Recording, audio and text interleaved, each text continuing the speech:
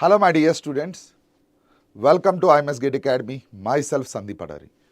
Now my dear students, as we are inching towards the GATE exam, people are worried about the concepts or people might be worried about more about the revision part. Now my dear students, by solving a particular questions, you will get an idea on the subject. It might be any subject. So by solving some critical problems or the problems which will help you to revise your concepts, I'll be covering in this session. Myself Sandeep Adari, I have 10 plus years of experience in the field of GATE coaching and I have trained more than 20,000 students. Now my dear students, here let me tell you honestly, when you are preparing for GATE exam, learning phase already completed, practice phase has already completed. So it is the time to test yourself. So how do you test yourself and how do you analyze your mistakes?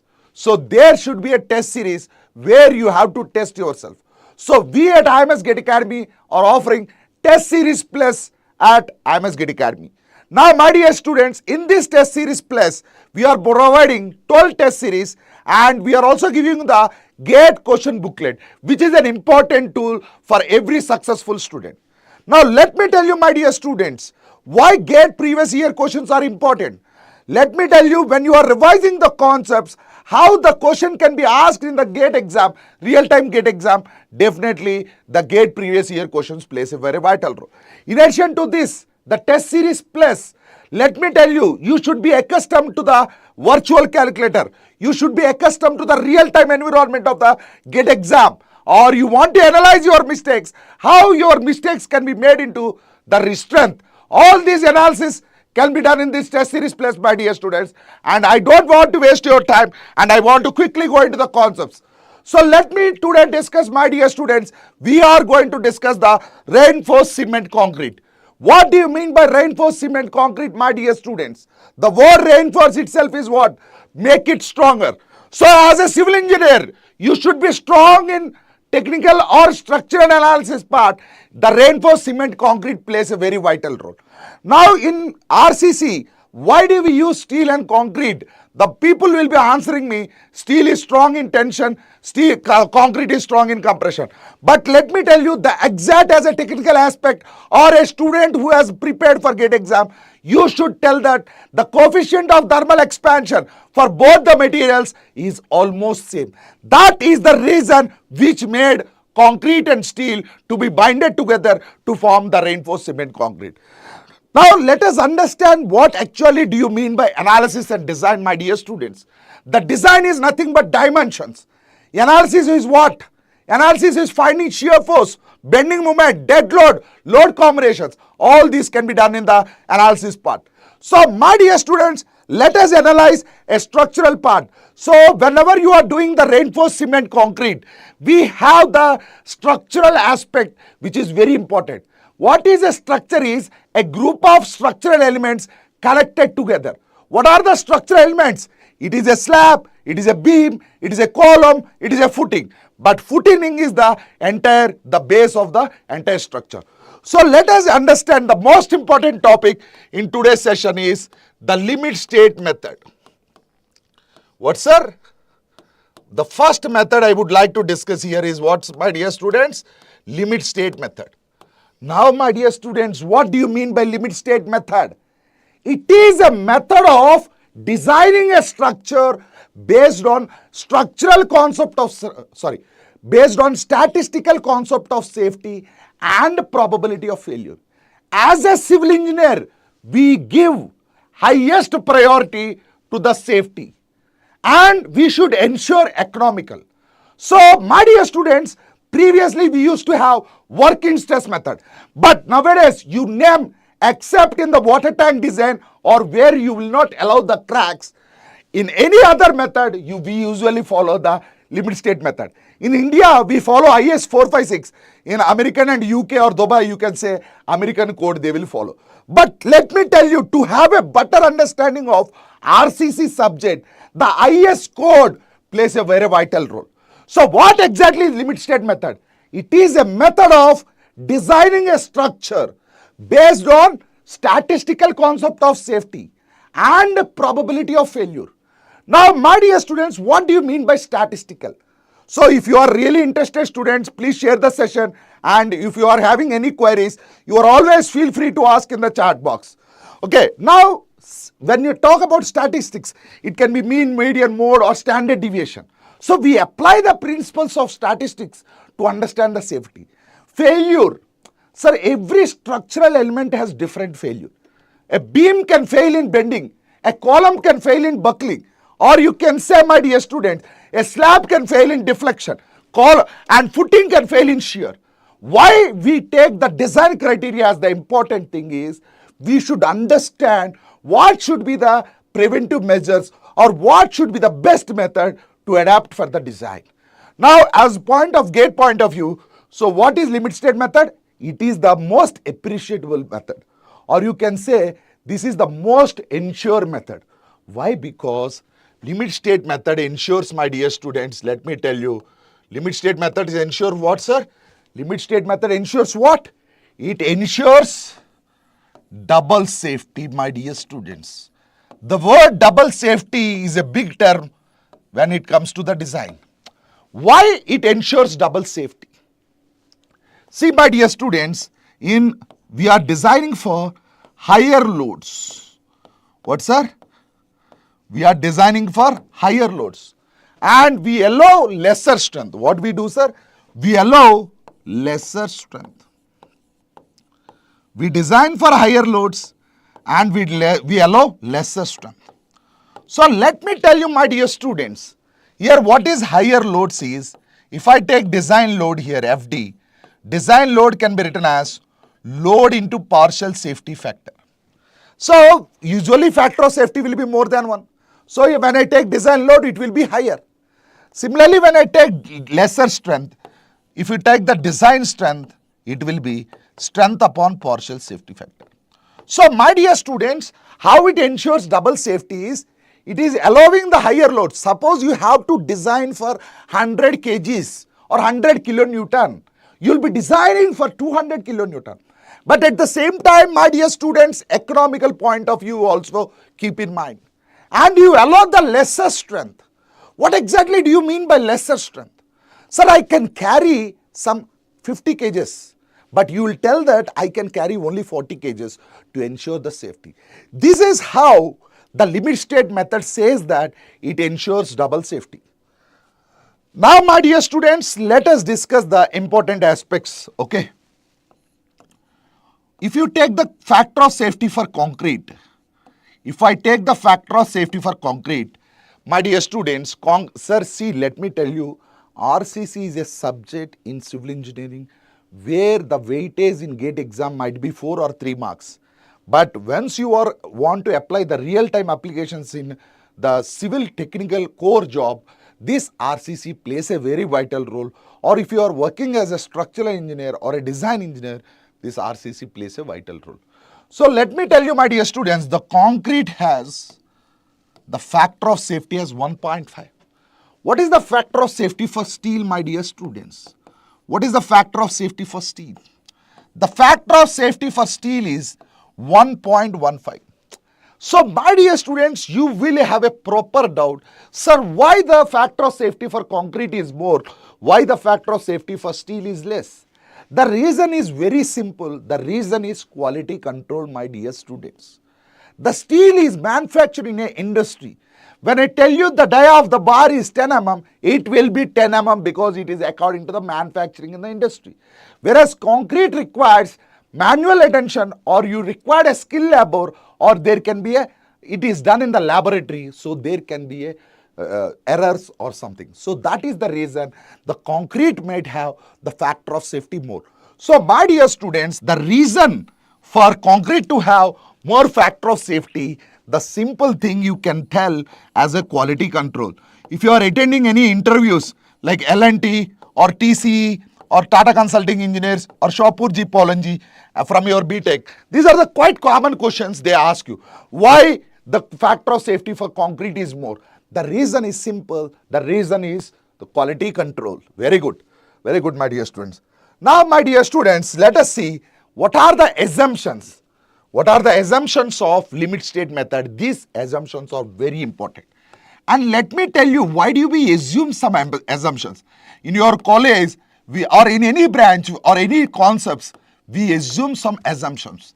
The reason is simple. We assume some assumptions to make the complex problem into a easy problem. Or if the number of unknowns are more, to make it lesser concept, or we confine to lesser unknowns by using the assumptions topic. Now, my dear students, what do you mean the first assumption? The first assumption we have is the sections which remain in plane. What, my dear students? Sections which remain in plane before bending. What, sir? Sections which remain in plane before bending remain in the same plane after bending. Sections which remain in plane before bending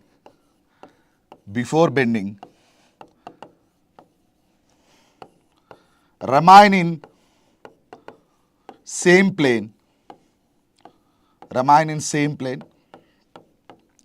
This assumption is also called Bernoulli's assumption. Okay?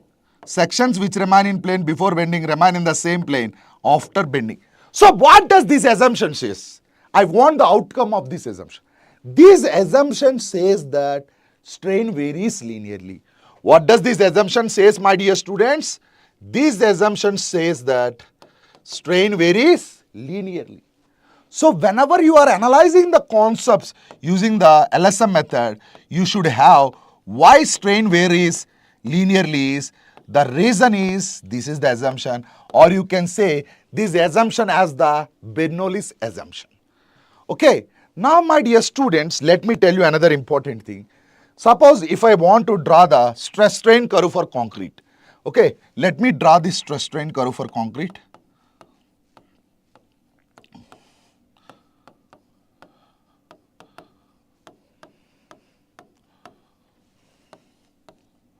Stress strain curve for concrete.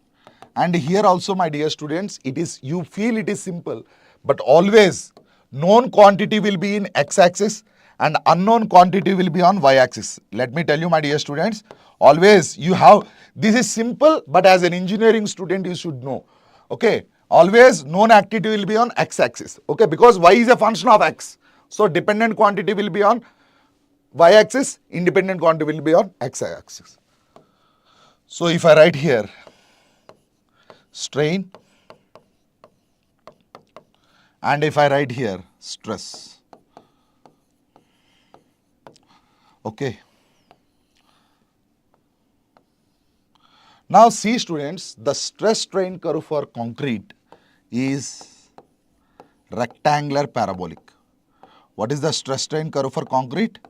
The stress strain curve for concrete is, you can say, rectangular parabolic. This can be a objective questions, okay, in state level exams or anything. Okay. Now my dear students, here if you see the strain here, it is 0.002 and here it will be 0.0035 and here you can say 0.45 FCK. How this are you getting, my dear students? The stress strain curve for concrete is what? It is rectangular parabolic. Sir, actually there is a IS code clause also. It need not be parabolic. It can be any shape. But there is a clause saying that if the test results are satisfied. Sir, let me tell you, if anyone asks you, what is the stress strain curve for concrete? It is rectangular parabolic. Now they can ask you, what is the shape always to be parabolic according to IS 46? No. It can be any shape, but there is a clause that if the test results are satisfied. Now similarly, my dear students, if you see there FCK has been reduced to 0.67 FCK due to shape effect. What, sir? FCK has been reduced due to 0.67 FCK due to shape effect. Because in concrete we make different shapes in molding and all. Now this 0.67 FCK, if I take the design strength here, strength upon partial factor of safety. So here it is how much, sir? 0.67 FCK divided by, what is the partial safety factor for concrete? It is 1.5. So this will be equal to 0.446 FCK. This will be equal to how much, sir? 0.446 FCK. So my dear students, how 0.446 FCK came into picture? This is how the trend. Now similarly, if you see the stress strain curve for steel, stress strain curve for, I hope you are following, students. If you have any queries, you can ask me in the chat box. Now, what is the stress strain curve for steel? Okay, what is the stress strain curve for steel, sir? If you see here, my dear students, I hope you are following, Amma. Okay. As I told you, stress will be on what, sir?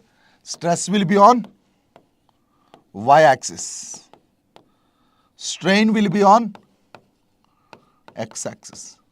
Independent quantity on, sir, you might be doing laboratory tests and all, but this is the basic independent activity on x-axis, dependent on y-axis. If you see this, the graph will be somewhere like this. Okay. Now, my dear students, they can ask you this. Here, if I take this is Fe 250 grade of steel, or here it is Fe 415, or sometimes you can call this as Fe 500, because this is for HYSD bar, you can say. Okay. Now see, students, we draw a offset here. Okay, we drop a offset here to make ensure that up to this point stress and strain varies linearly, and this value is equal to 0.02. And if I take a drop a perpendicular here, this value will be equal to what's our strain. As you know, stress is how much? 0.87 Fy. Sir, you can ask me how the 0.87 Fy came there. If you see the design strength of steel, strength is how much, sir? You can say yield strength upon what is the partial safety factor for steel? It is 1.15. So this will be equal to 0.87 Fy. This will be equal to how much, sir? 0.87 Fy. And here strain means, as you know, slope of stress strain curve is what, sir? What is the slope of stress strain curve? It is nothing but the Young's modulus. So strain can be written as 0.87 Fy by Es. This portion. Now, if they ask you, what is the maximum strain in steel? Sir, maximum strain in concrete is how much? 0.0035. Okay. Similarly, now the maximum strain in steel, if I write here, you can remember this, sir. 2 times it was asked in GATE exam. Directly, there is no other question asked, sir. Directly, if you remember this concept, they have given the yield strength, they have given the grade of steel, and they have asked you. So, maximum strain in steel is equal to 0.87 Fy by Es plus 0.002. So, what is the maximum strain in steel? 0.87 Fy by Es plus 0.002. Am I correct or wrong, my dear students? So, remember, the strain in steel depends upon the grade of the steel.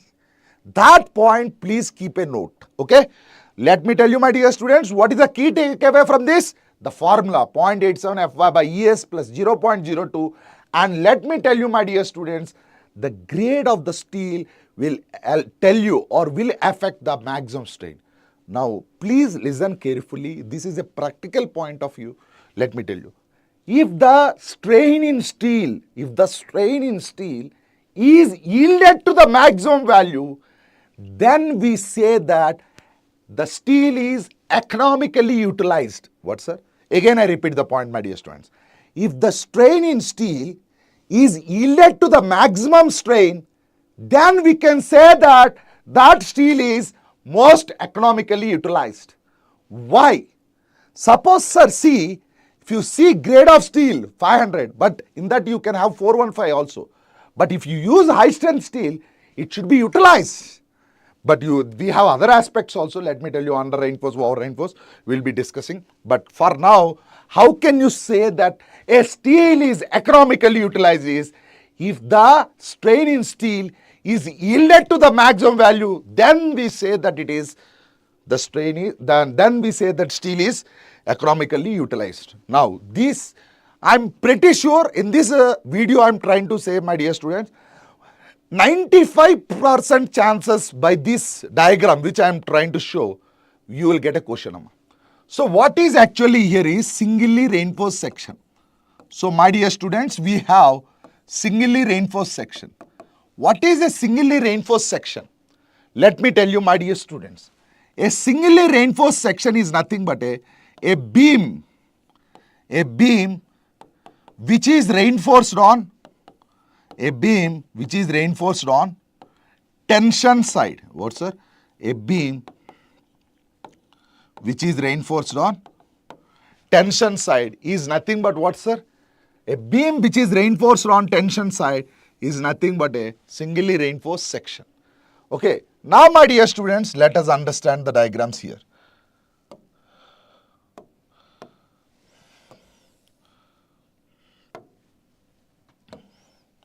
Just a second, students.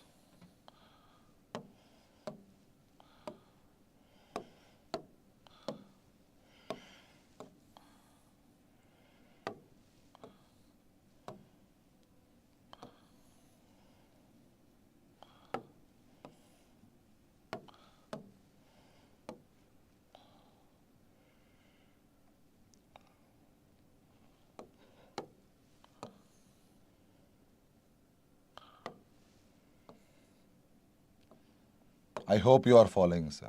Okay. Now see, students, this is the diagram. This diagram came from the assumptions what we have done. What is the first assumption we have done, sir? Sections which remain in plane before bending remain in the plane after bending says what? Strain varies linearly. So this is the assumption. So we assume steel on where, sir? Tension side only. Okay. Suppose, my dear students, if I take this as the width of the section as B. Okay. And if I consider this as what, sir? Overall depth, capital D. And up to tension side, we take it as what, sir? Effective depth D. Now, my dear students, what is the strain in concrete? We said it is 0.0035. And up to parabola, if you remember, I have told you, this is 0.002. What is the value, sir? 0.002. And what is the strain in this side? This is equal to 0.87 Fy by Es plus 0.002. So this is the strain, right, my dear students? Suppose what is the stress here we have? 0.446 FCK. Now, my dear students, what they can ask you, what is tension force? Sir, tension force is nothing but what is force, sir? Stress into area. So tension force is given by the formula 0.87 Fy AST. Okay. Similarly, my dear students, where does the compression force acts? Sir, see, the area of this stress block diagram, the area will give you the compression force. Am I correct or wrong, sir? So this is the compression force. And let me tell you, my dear students, the distance between the point of application of compression and tension force, we call it this as lever arm. What we call, sir? This we call it as lever arm. So my dear students, so you should have an idea on this, okay? So if you want to take a screenshot or anything, you can do that, okay? Now let me write down the important formulas here. So if they ask you first compression force, okay, compression force is given by the formula. Can anyone tell me, sir? Can anyone write in the comment box? Compression force is nothing but 0.36 FCK B into XU. Am I correct, sir? This is the compression force. And similarly, if I write what is tension force? What is the tension force, sir? We have tension force is nothing but 0.87 Fy AST. Okay. Now, my dear students, they can ask you, what is lever arm? What is lever arm? Lever arm is nothing but D minus 0.42 XU. What, sir? Lever arm is nothing but D minus 0.42 XU. Okay. Here tension force is 0.5 AST. Sir, see, actually we will find the centroid distance. Amma. Here this is called, this distance is nothing but 0.416 XU. Exactly means it should be 0.416 XU. Okay. Clear, sir? Very good, my dear student. Now you can write here, if they ask you moment can be written as compression force into lever arm, or you can write it as for a balance section, amma, because compression force and balance, or you can write it as tension force into lever arm. Now my dear students, we also have limiting depth of neutral axis, or you can say XU max. What is the formula for XU max? Can anyone tell me, sir? What is the formula for XU max? 0.0035 upon 0.87 Fy Es plus 0.0055. So this is the formula into D, or you can write XU max by D. Now let me tell you, my dear students, very, very important thing. This was also a previous gate question. Amma. XU max by D means what, sir? Limiting depth of neutral axis. What is XU max by D? It is nothing but the limiting depth of neutral axis. Here when I talk about the XU max by D, what we call limiting depth of neutral axis, it depends only on grade of steel only. Very, very important question in gate exam or any competitive exam. XU max by D depends on only what, sir? Grade of steel only. If you see, the Young's modulus of steel is constant. Here the only unknown here, if you see, is Fy. Remaining terms are all constant. So my dear students, please understand the XU max by D is given as 0.0035 upon 0.87 Fy by Es plus 0.02, and it depends only on grade of steel. Now my dear students, please let me tell you one table here. If you have Fe 250, okay, these are the grade of steels, and if you have Fe 415 grade of steel, and next we have Fe 500 grade of steel. Now my dear students, if I talk about the XU max by D value, what, sir? If I talk about the XU max by D values for Fe 250, what is the value, sir? 0.53. For Fe 415, 0.48, and for 500, 0.46. So my dear students, you should have an idea on the XU max by D. Similarly, if you talk about the limiting moments, sir, similarly if I talk about the limiting moments is what, my dear students? Here it is called 0.149 FCK BD square. Okay, here it is 0.138 FCK BD square, and limiting moment for Fe 500 grade is 0.F33 FCK BD square. So my dear students, have you observed one thing is, when you increase the grade of the steel here, the moment carrying capacity means, not moment carrying, I should not say, limiting moment is reducing. Clear, my dear students? As the grade of the steel is increasing, limiting moment is reducing. Is also reducing. That is the one important observation. And please write down this table, because my dear students, when you are solving under reinforced section or over reinforced section or balanced section, this table will help you. Okay. Now see students, this is also another important thing, Amma. What are the types of sections we have? Okay, I'll tell you, I'll be giving you the overall concept here, because that is also important. What is the types of sections we have? Now my dear students, when I talk about the types of sections, first one we have is the balanced section. What, sir? First one we have is the balanced section. Agree, my dear students? Next one we have is the under reinforced section. Next one what we have, sir? Under reinforced section. And if you talk about the third one, that is the over reinforced section. That is the over reinforced section. What, sir? Next one we have is the over reinforced section. Now, my dear students, thank you, Pragna sir. When I talk about the different types of sections, we have balanced section. What actually do you mean by balanced section? Very good, Divya, very good. Sir, what do you mean by balanced section here? Sir, practically, it is impossible to have a balanced section. Sir, a balanced section is a section in which the amount of steel provided to balance the section will be same. So, practically, it cannot be possible. Then, why do you assume the section to be balanced? We assume the section to be balanced to find the depth of neutral axis, which is the critical aspect of the finding the limiting moment or moment of resistance. Now, my dear students, we have under reinforced. What do you mean by under reinforced? Underdogs. If India is playing match against Pakistan with the class of Virat Kohli and Rohit Sharma, we can say that Pakistan are the underdogs. So why? Because under reinforced means you are providing something less. Pakistan has very less team where it cannot play with India.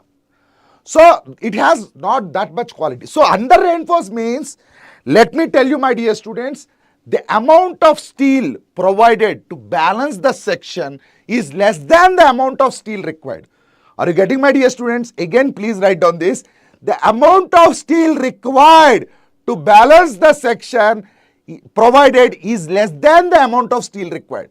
So you require some X amount of steel, but in under reinforced section you can say that AST provided is less than the limiting moment of steel. Or you can say that XU less than XU max. Okay, you can say XU less than XU max. So my dear students, these are the conditions. Now what could be the failure for balanced section? The primary failure for balanced section is, please write down this as a note to students. The primary failure condition for balanced section is compression, because it has almost 96% of concrete. When I talk about under reinforced, the failure will be in steel and the primary failure is due to tension. Sir, as the failure is in steel, we say that the failure is in steel, but steel is a what material? Ductile material. As it is a ductile material, it shows a clear sign of warning. You see in your buildings, when old building, spalling of concrete, that I am feeling not well, so the steel gets corroded or anything. So practically, we assume the sections to be under reinforced. What is under reinforced, sir? How much amount of steel you are provided, it will be less than the steel required to balance. So obviously, the failure is in steel. But steel is a ductile material. It shows a clear sign of failure. So all the practical sections are designed as under reinforced. Now, my dear students, when I talk about the over reinforced, the amount of steel provided is more than the amount of steel required. So we can say that if I want X amount of steel, but you are providing more amount of steel, that means you are reducing concrete. Because concrete and steel should be 100%. If you are increasing steel by some 5, concrete should reduce. So the failure is in concrete in case of over reinforced section.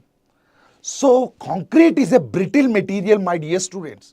As concrete is a brittle material, the failure will be sudden. Practically, all the over reinforced sections should be avoided. This is the basic principle for a structural engineer. All the sections should be under reinforced because it shows a sign of failure.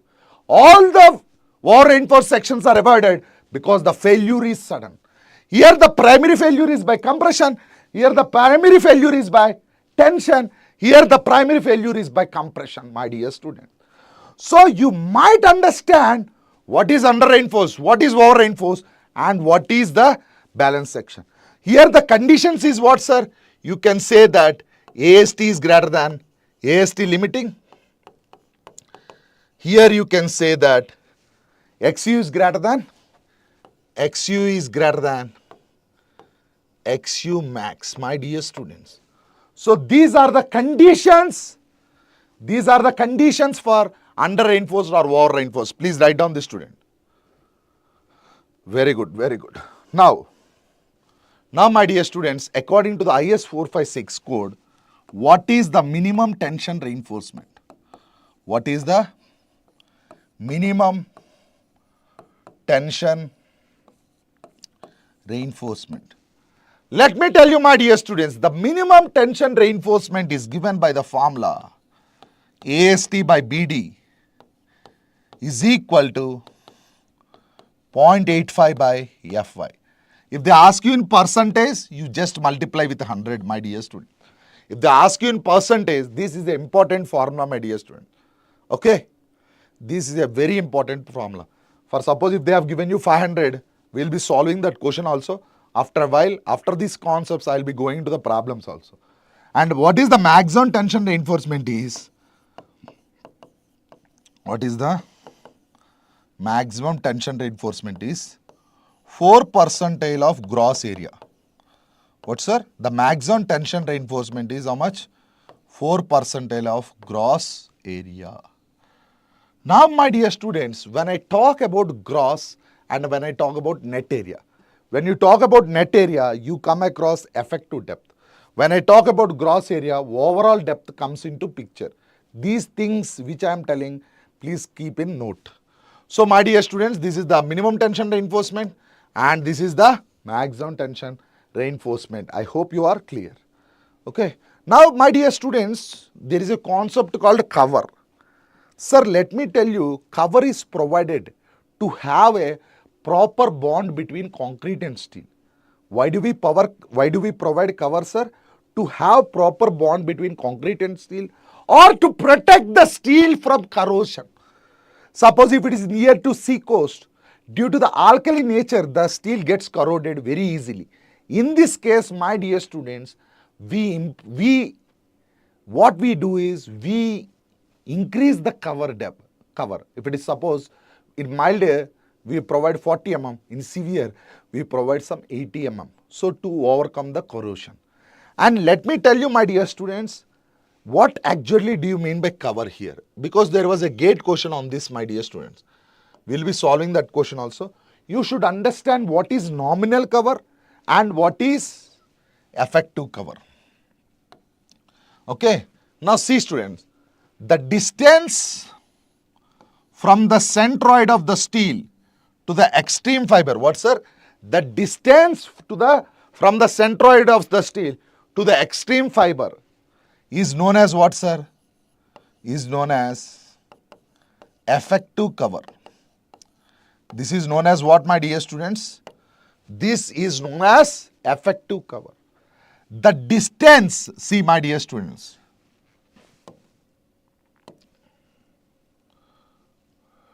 One second, students. If I consider here, this is stirrup, okay? The distance from the outermost of the steel, what, sir? Sir, please understand here what is nominal cover is the distance from the outermost of the steel. Outermost, this word itself is a huge meaning. We will be solving. That means you have to exclude the stirrup also. So nominal cover means it is the distance from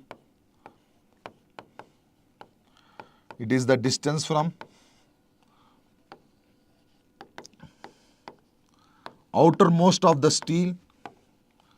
It is the distance from outermost of steel to the extreme fiber. You have to exclude whatever the dia of the steel. Okay. Please write down this, students. I hope you are clear. Okay. I hope you are clear. Clear, students? Similarly, my dear students, let me tell you, when I talk about shear reinforcement. When I talk about shear reinforcement. Sir, I will give you some steps to solve the problems on shear reinforcement, okay? Please keep the note of these steps, sir. First step is, we have tau v. We call tau v is called nominal shear stress. What is tau v, sir? Nominal shear stress. Sir, please try to respond, and if you like the session, you can share with your friends who are preparing for the GATE exam. So what is tau v? Tau v is nothing but the nominal shear stress, which is equal to Vu upon Bd. What, sir? Tau v is nothing but Vu upon Bd.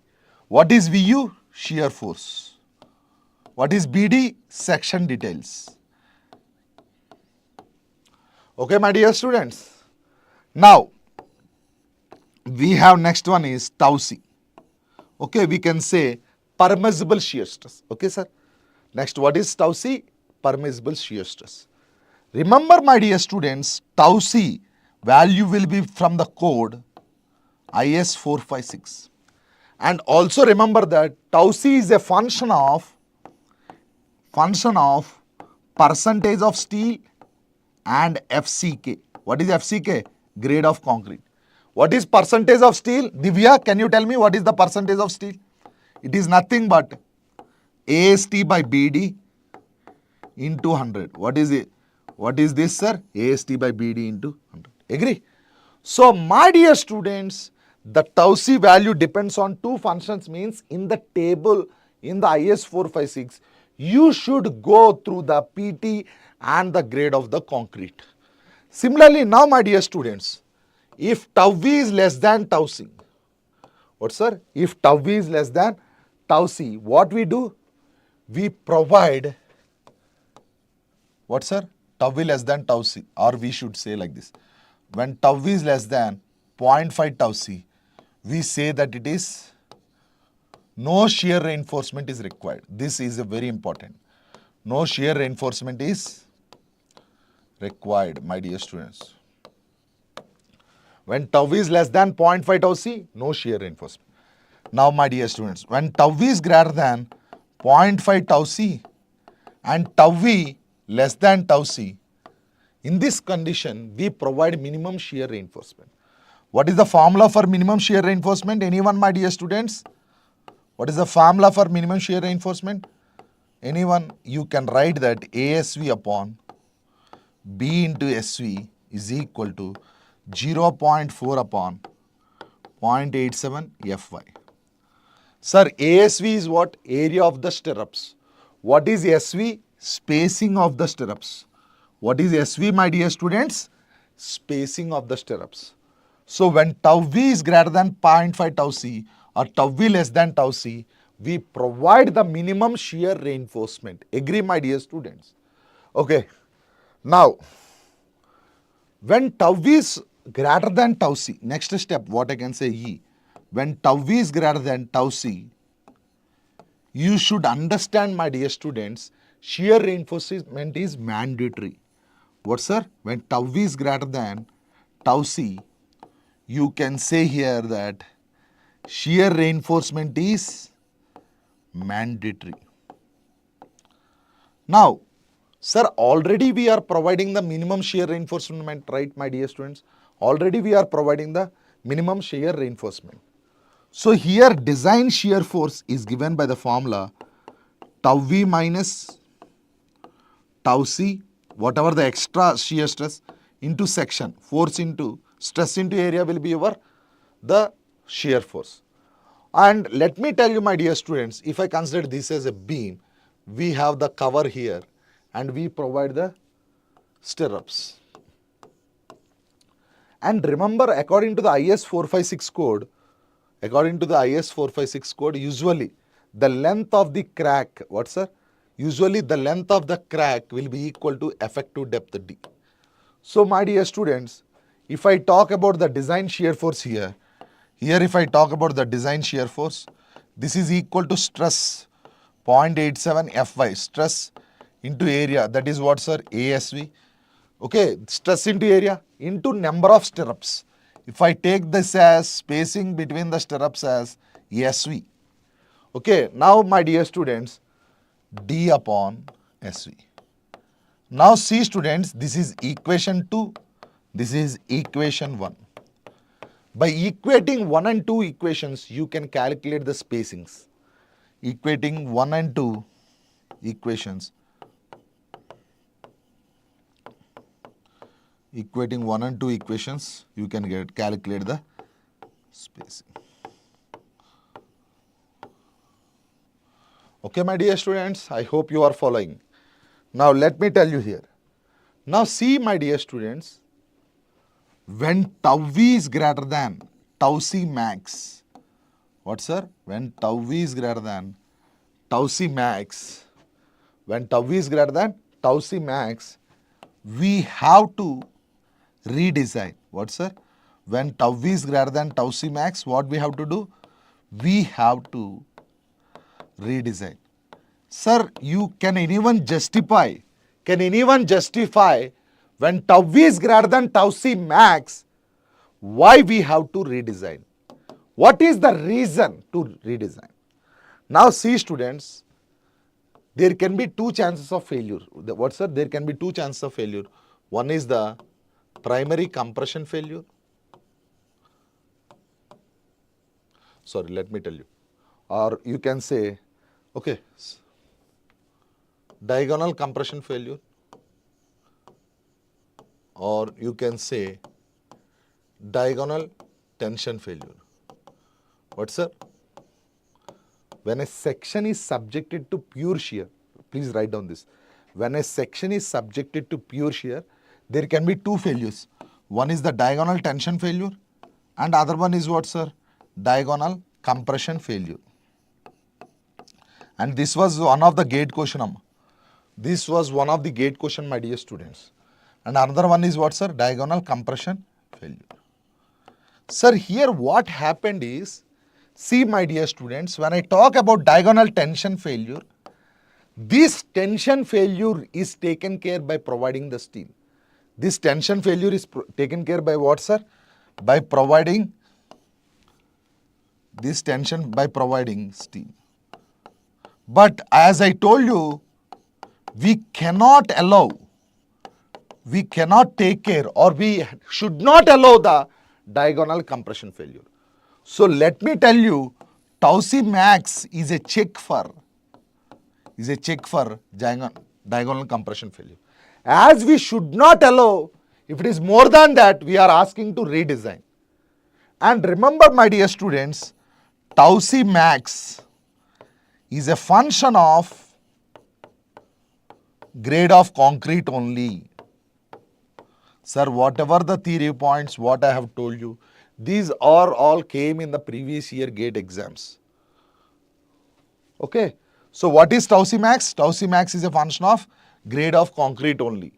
And remember my dear students, tau c max is written as 0.62 root FCK.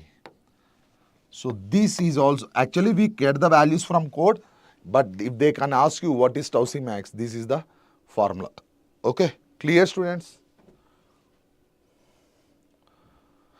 Next, let me tell you, if I talk about the tau v, that is what sir? Nominal shear stress.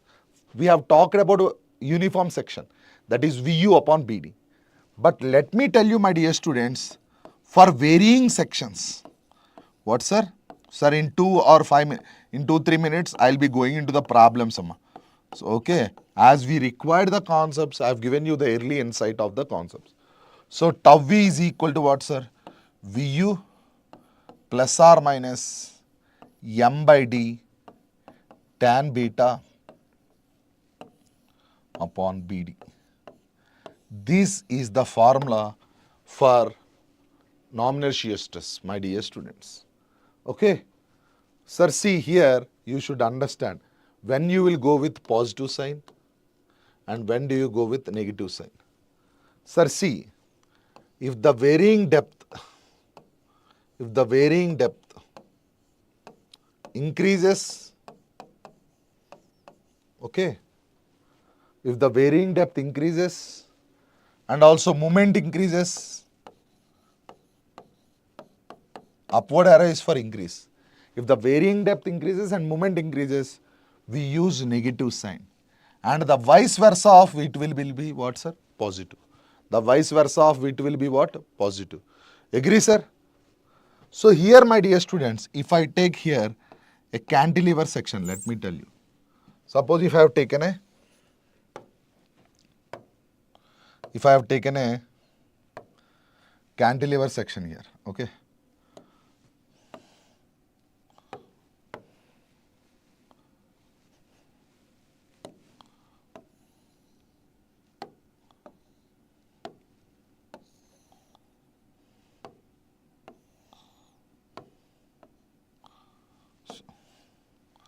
Now see students, in cantilever section, what is happening, Amma?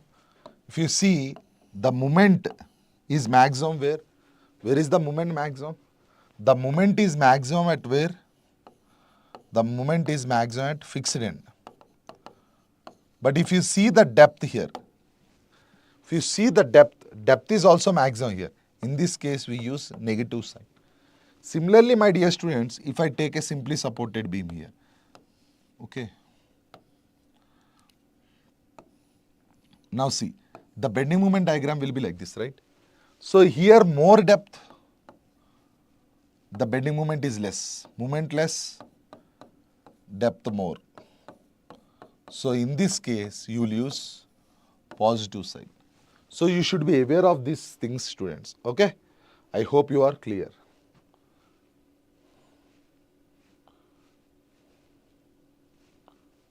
One second, student.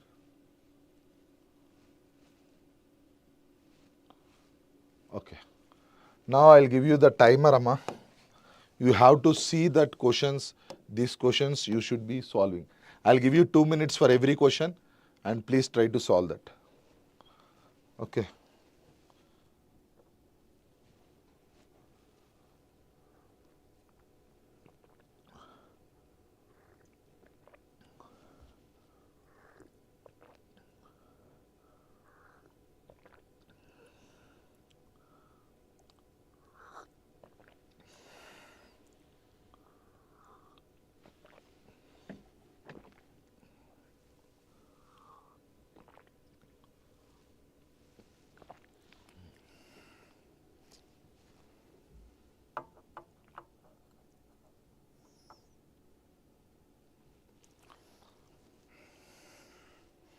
Okay. Please read the question first, students. Please read the question here.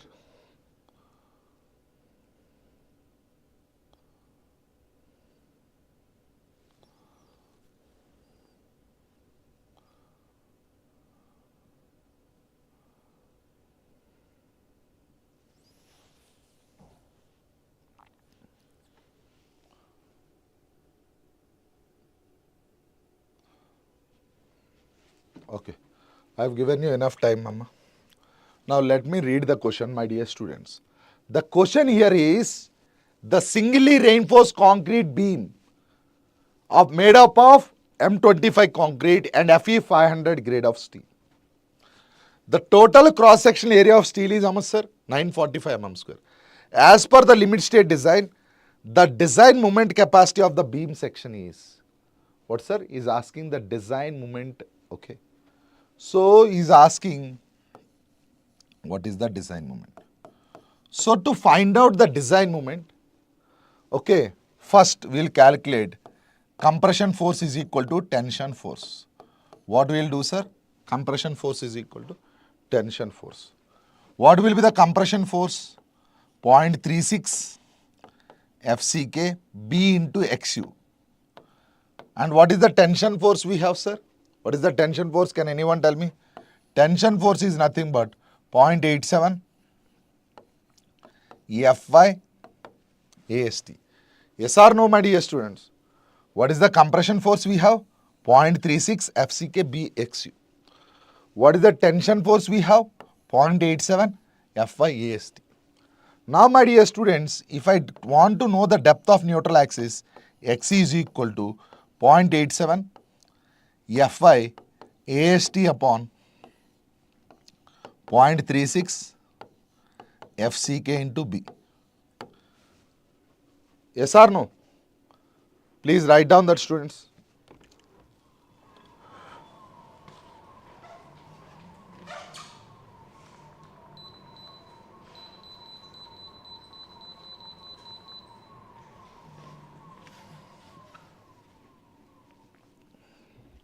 So here what is the grade of steel, Amma? Here the grade of steel is 500. Area of steel is how much, my dear students? What is the area of steel? 945. Area of steel is how much, sir? 945. And what is the grade of concrete we have? I think M25, right? Sir, see, my dear students, whenever you are solving the gate questions, you should write the given data. Here it is how much, sir? M25. And what is the width of the section? Here they have given the width of the section as how much? 300 mm. Now please calculate that value and tell me, sir, what is the XU value? So if you calculate the XU value, you might get a value of 151.76 mm. What is the depth of neutral axis you might get? You get a value of 151.67. Sir, most of the students do this mistake, Amma. Let me tell you what is the mistake. Whenever you are finding the depth of neutral axis, you should always compare with the value of XU max. Because you cannot assume that it is always less than. If it is more than, then it is a over reinforced section. So here you should have a understanding. Okay, now see. Now what is XU max? Sir, what is the grade of steel? I told you the table, it will be helpful. Fe 500, right? Now in Fe 500, what is the XU max value? 0.46D. When I am explaining the concepts, I have given you this 0.460. So what is D here, sir? Effective depth is 450. So 0.46 into 450. So it is 50% is 225. 225 minus 18. You will get a value of 207 mm. What is the value of XU max, sir? You get a value of 207 mm. So my dear students, you are evident or clear that XU is less than XU max. When you are evident or clear that XU less than XU max, we say that the section is under reinforced.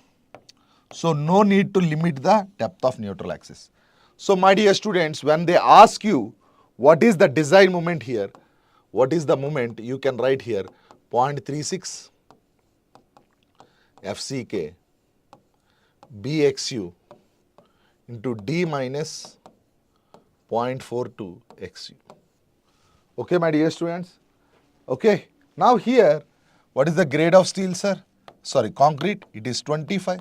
Width of the section is 300 mm. XU is how much, my dear students? XU is nothing but 151.76 into D is how much, sir? 450 minus 0.42 into XU is how much, sir? 151.76 mm.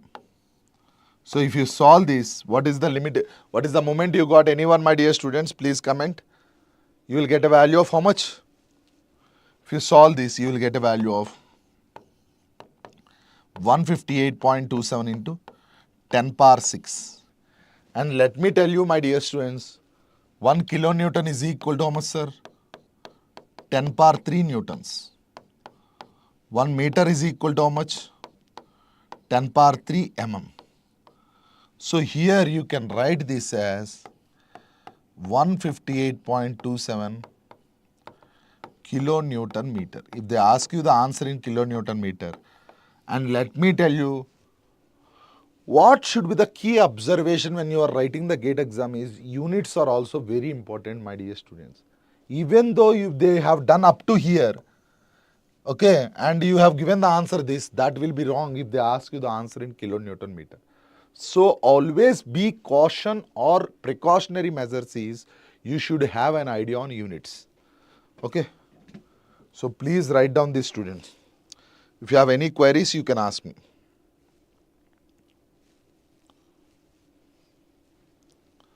Okay. I hope you have written. Can you please comment in the comment box, sir? Okay. Now, my dear students, this is one of the interesting question of mine, sir. And this says how GATE exam works for you. These people know actually what happened, students. Most of it was a previous year GATE questions for your previous year GATE question. And for your information, students, most of the students, they know the concept, but they have done wrong. There is a logic there. That is the reason. I'll give you 2 minutes of time. Just try this problem, my dear students, and I'll start the problem. First, try to read the question, get the gist of the question, and you can tell me the answer.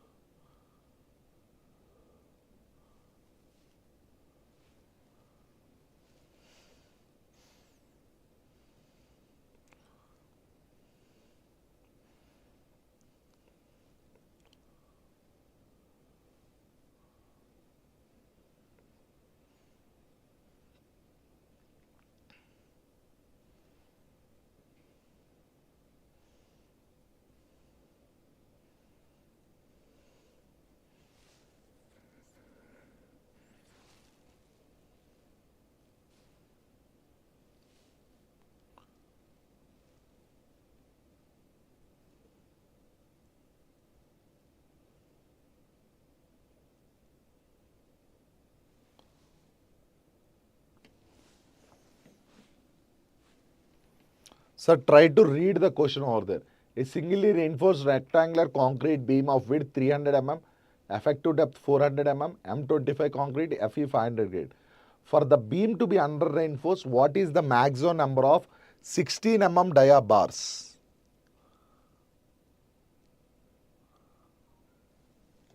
What is the maximum number of 16 mm dia bars? Please write down that, students.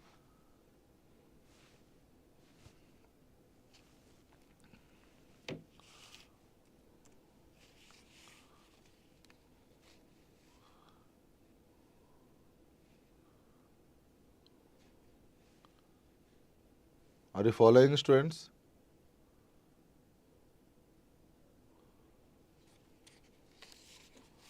Okay, I have given you enough time, sir. I have given you enough time. Now see, students, let me tell you here. First of all, for a beam to be, are you following, my dear students? If you have any queries, you can ask me. First of all, for a beam to be under reinforced, what, sir? For a beam to be under reinforced, for a beam to be under reinforced, okay, what you can do is XU is less than XU max, or AST is less than AST limiting. What, sir? XU is less than XU max, or AST is less than AST limiting. These are the conditions. Agree, my dear students? Yes or no? So, to find out whether the section is under reinforced, first try to find out the limiting area of steel. Okay? To find the limiting area of steel, we assume the section to be balanced. What, sir? We assume the section to be balanced. So here, my dear students, 0.36 FCK BXU max. Let me tell you, my dear students, BXU max is equal to 0.87 FY AST limiting. Okay. Now, my dear students, if I talk about here AST limiting, AST limiting is equal to, can be written as 0.36 FCK B into XU max divided by 0.87 FY. Sir, in a GATE exam, my dear students, let me tell you, what is the given data is very important. Fy is the M25, D is 400 mm and Fe is 500. So XU max is how much, sir?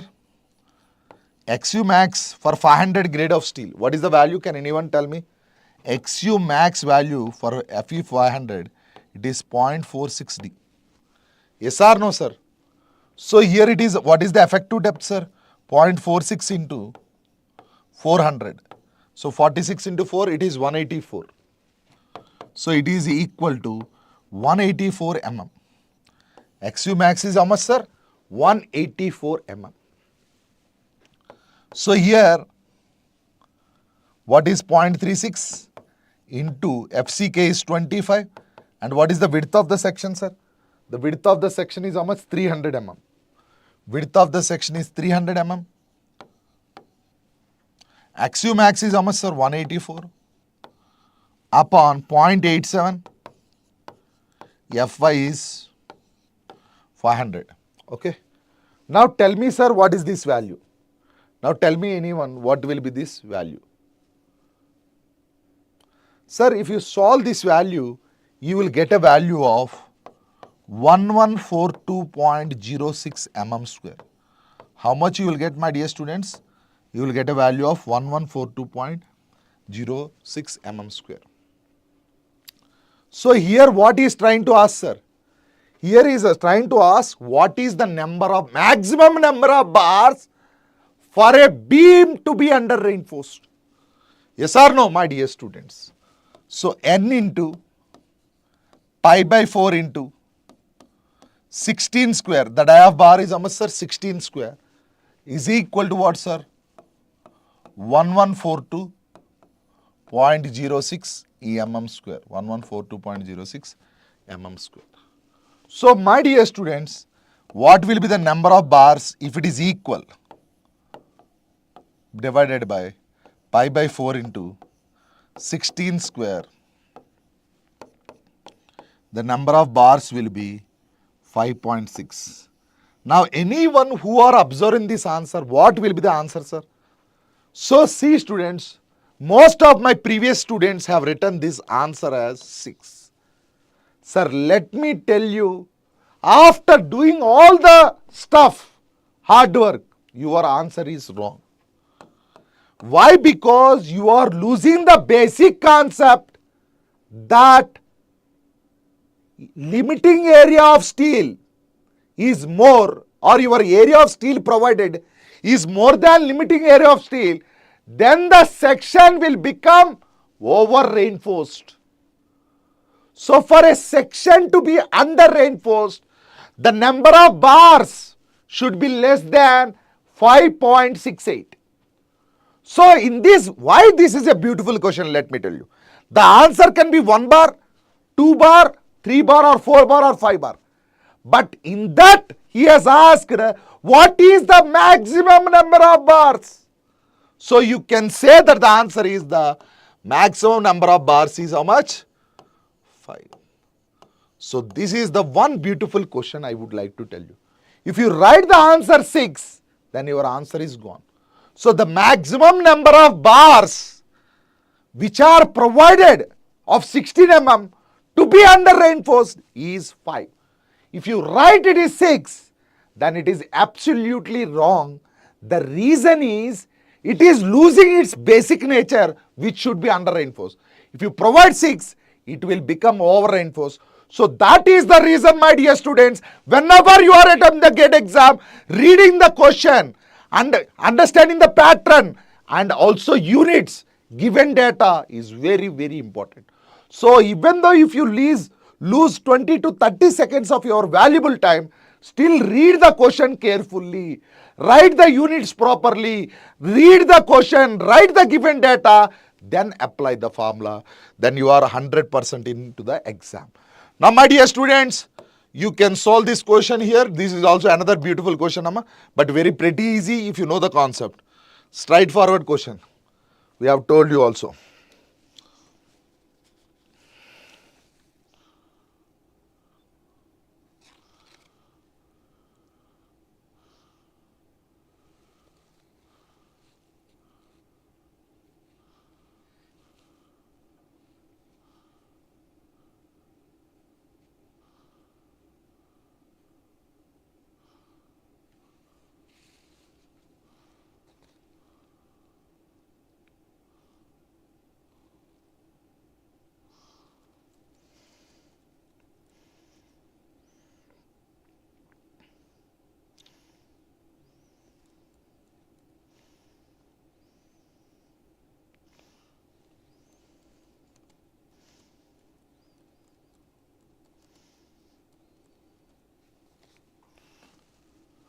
Okay, my dear students, I have given you enough time, Amma. Here, see students, we have done all the given data. So here a reinforced concrete beam of with width of 250 mm, effective depth of how much sir? 400 mm is reinforced with Fe 415 steel. As per the provisions of IS 456, the minimum and the maximum amount of tension reinforcement. Now, my dear students, let me tell you this question is very easy. The minimum amount of tension reinforcement, the minimum amount of tension reinforcement. Agree, my dear students? The minimum amount of tension reinforcement is given by the formula what, sir? The minimum amount of tension reinforcement is given by the formula AST by BD is equal to 0.85 upon Fy. Yes or no? 0. This is minimum tension reinforcement into 100. But see students, what they have given here. Sir, see, what is the grade of steel? 250 and 400 and Fe 415. What is the grade of steel they have given, sir? Fe 415. Yes or no? So here, what should be the AST? Sir, if it is percentage, it will be 100 here also. Okay. So 100 cancel, we can say. AST by BD is equal to 0.85 by Fy into BD. Okay. Now, my dear students, if I talk here, what is the grade of steel? 415. Are you following, my dear students? The grade of steel is 415. And what is the width of the section, sir? Width of the section is 250 and depth is 400. And most of the students might ask me, sir, this question they have given in the problem, they have told, sir, how you have taken 400 mm, why you have not detected the cover? These kind of questions you will be asking. Sir, in the question they will mention clearly that ignore the cover, or they can say that use effective depth as overall depth or use overall depth as effective depth. This kind of statement they will give you 100%. So when you solve this, you will get a value of 205 mm square. What, sir? How much you will get a value? You will get a value of 205 mm square. This is the minimum tension reinforcement. Similarly, my dear students, if you talk about the maximum tension reinforcement, what is the maximum tension reinforcement? I told you, my dear students, the maximum tension reinforcement is nothing but the 4% of gross area. What, sir? 4% of gross area. Sir, here there is no cover. Means we are assuming overall depth as effective depth and effective depth as overall depth. So here it will be equal to 0.04 B into D. Agree? Now, my dear students, when I talk here, 0.04 into width is how much, sir? 250 and overall depth is how much, sir? It is 400. So this will be equal to, sir, 250 into 25 into 400, 125 into 4. This will, if you see, 4000 mm square, I think you will get. Because 25 into 4, 100, 100 into 4, 0.04, it is how much, sir? 4 into 1000, it will be 4000 mm square. So please write down this, students, everyone. I hope you are clear, sir. I hope you are clear.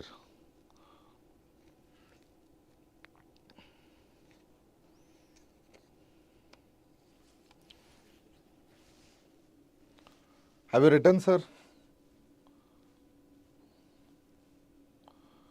Next, this is another important question. You can observe here, my dear students. The question is simple, my dear students. I'll give you a 2 minutes of time. As I told you, my dear students, here they have given the frequency distribution of compressive strength of 20 concrete specimens. And what they have given, they have told that mu is the mean strength and sigma is the standard deviation. How many cubes are having a strength which is less than mu minus 3 sigma? So, my dear students, I will give you the hint also here. You should find the average of the cubes, that is mu.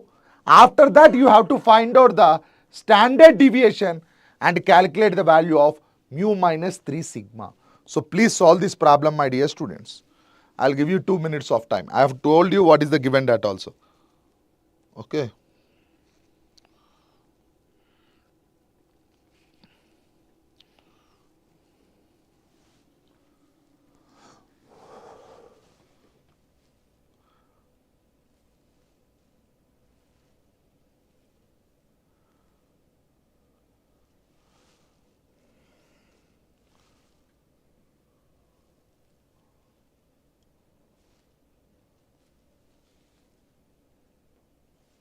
Please solve the question, my dear students.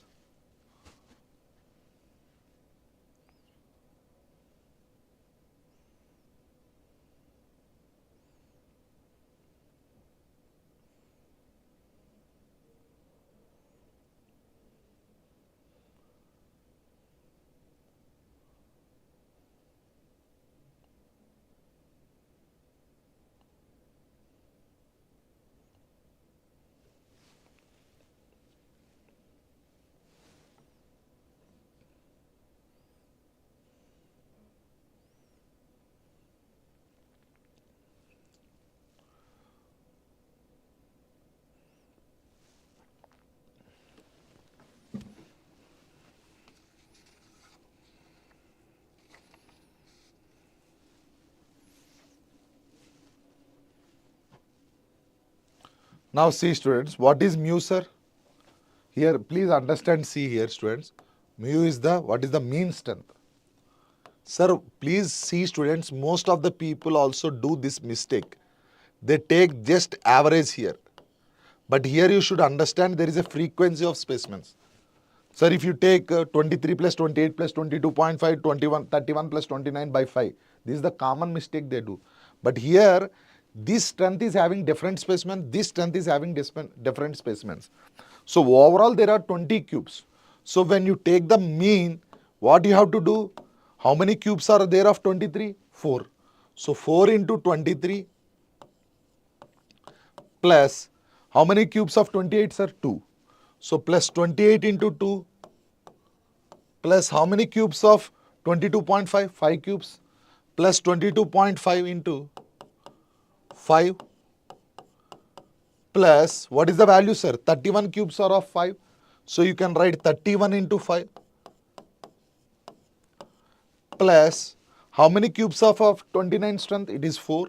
So 29 into 4 divided by total number of cubes. What is the total number of cubes, my dear students? Can you please reply in the chat box? So here the total number of cubes are 20.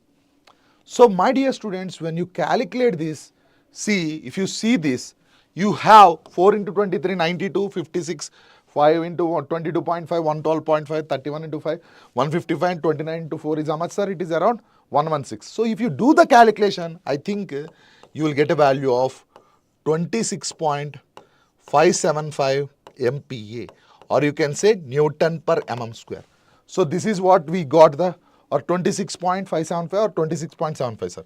Okay, just check it. Okay, I hope you have got the value of the average. Now my dear students, you should know what is standard deviation. Here standard deviation is given as what, my dear students? Here what do you mean by standard deviation? Standard deviation is given by the formula sigma. What, sir? What is the formula we have? Standard deviation is given by the formula sigma. That is equal to sigma I is equal to 1 to n upon fi minus f average, or you can say mean whole square upon n minus 1. Sir, here also n, if it is less than 30 samples, we take n minus 1. So here, my dear students, so if I take here, so what is the value we got, sir? First one is 23. So you can say, if I take the square root here, okay, please, 4 into 23 minus 26.575 whole square plus how many cubes, sir? 28 of 2 cubes. So 2 into 28 minus 26.575 whole square. Sir, here my dear students, as it is whole square, if it is average minus individual or individual minus average, no issue. Because negative whole square will be positive, positive square anyhow positive. Plus, how many cubes, sir? 22.5 cubes are of 5. 5 cubes of 22.5 minus 26.575 whole square plus 5 cubes of 31. 31 minus 26.575 plus, what is the last one we have? 29 cubes strength how much, sir? 4 plus 4 into 29 minus 26.575 whole square upon, what is the value, sir? What is the value here? Upon n minus 1, what is the value of n? N is the number of cubes is 20, 20 minus 1. If you do all these calculations, you will get a value of how much, sir? Standard deviation, you will get a value of 3.697. What is the standard deviation you will get? 3.697. Now, my dear students, you should understand mu minus 3 sigma, what is the value? Okay, sir, what is mu minus 3 sigma? If you calculate, you will get around, what is the value, sir? You will get, anyone tell me? 15.485. So, 26.575 minus 3 into 3.697. If you solve this, you will, because this is mu. This is what, sir? Sigma. Are you following, my dear students? That is mu, this is sigma. If you do this, you will get a value of 15.485 MPa. Now, they didn't ask you what is the strength or something, what is the value of mu minus 3 sigma. Let me tell you, my dear students, they didn't ask you what is mu minus 3 sigma. What they have asked is, they have asked what is the number of cubes which are having strength less than mu minus 3 sigma. So, from this, my dear students, if I talk here, sir, is there any cubes which are having strength less than 15 or 16? There are no cubes. So, the answer is 0. As there are no cubes here, the number of cubes which are less than mu minus 3 sigma will be equal to how much, sir? 0. I hope you are clear, my dear students. So, I hope you are clear. Now, my dear students, one second. This is one of the easiest question, but you should know, my dear students. Try to solve this question. I'll give you the timer, sir, 2 minutes. Sir, please utilize the time and get your all concepts clear. And if you have any queries, you are always feel free to ask in the chat box, my dear students. Okay.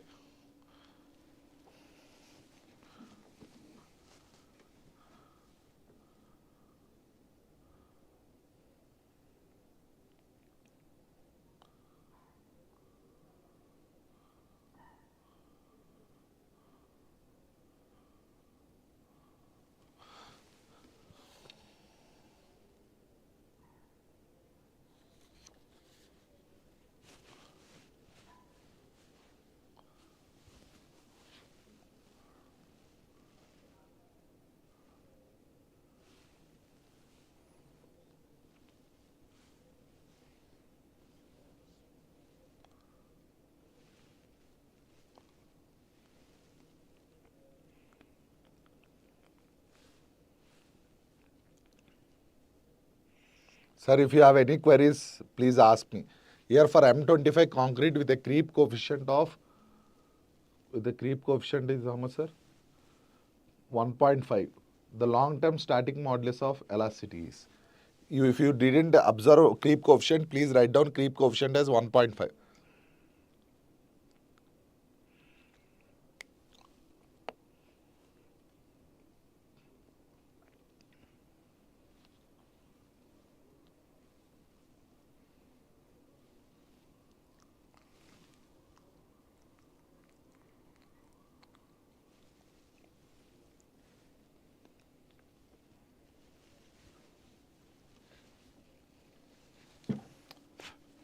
Okay, my dear students, I have given you enough time. Now see, students. Here, first of all, let me tell you. Here, my dear students. Whenever they ask you what is short-term modulus of elasticity. What, sir? If they ask you what is short-term modulus of elasticity. Sir, in previous code book, it is 5700 root FCK. It is revised, amma. Short-term modulus of elasticity. Short-term modulus of elasticity is revised as what, sir? ES is equal to 5000 root FCK. What it is revised as, sir? It is revised as 5000 root FCK. You should remember this formula, my dear students. So, if I substitute here 5000, what is the grade of concrete here, sir? Grade of concrete given as 25. So, the short-term modulus of elasticity on calculation, my dear students, 25 is 5. So, 25,000 MPa, or you can say Newton per mm square. MPa or Newton per mm square is same. A Pascal is Newton per meter square. Okay. Now my dear students, now you should understand what is long-term modulus of elasticity. Here if I talk about the long-term modulus of elasticity, you can write here short-term modulus of elasticity. You can write it as short-term modulus of elasticity upon 1 plus theta. What sir? Short-term, long-term modulus. Sir, here what is theta? It is nothing but creep coefficient. What sir? Theta is nothing but the creep coefficient. Or if you want to know what is creep coefficient, the definition means they can ask you sometimes. Creep coefficient is given by the formula ultimate creep upon elastic creep. What is the?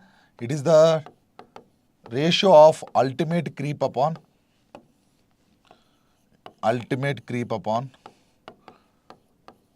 elastic creep. What sir? Creep coefficient is nothing but the ratio of ultimate creep upon elastic creep. Now my dear students, here short-term modulus of elasticity is given as how much sir? Short-term modulus of elasticity is given as 25,000 upon creep coefficient they have given directly as 1.5. So 25,000 divided by 2.5, you will get a value of 10,000 MPa. What is the Newton per mm square, sir? You can say the short-term modulus of elasticity is 10,000 MPa. My dear students, if you are having any queries, you are always feel free to ask in the chat box. So I hope you are clear. Please write down these students.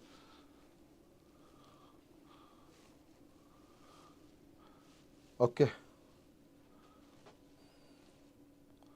I hope you have written this. Okay, I hope you have written this, students. Now, this is a beautiful question, sir. I'll give you 2 minutes of time. So, my dear students, this is one of the good question also. Means you have to apply your mathematical skills here. So, if you know the mathematics, there is nothing in here and the concept, because something you should know what is probability and all, and also you should know how to solve the problem related to RCC. So, please read this question, students. The question is, according to the concept of limit state design, as per IS 456, what is the probability of failure of structure? What is the probability of failure of structure?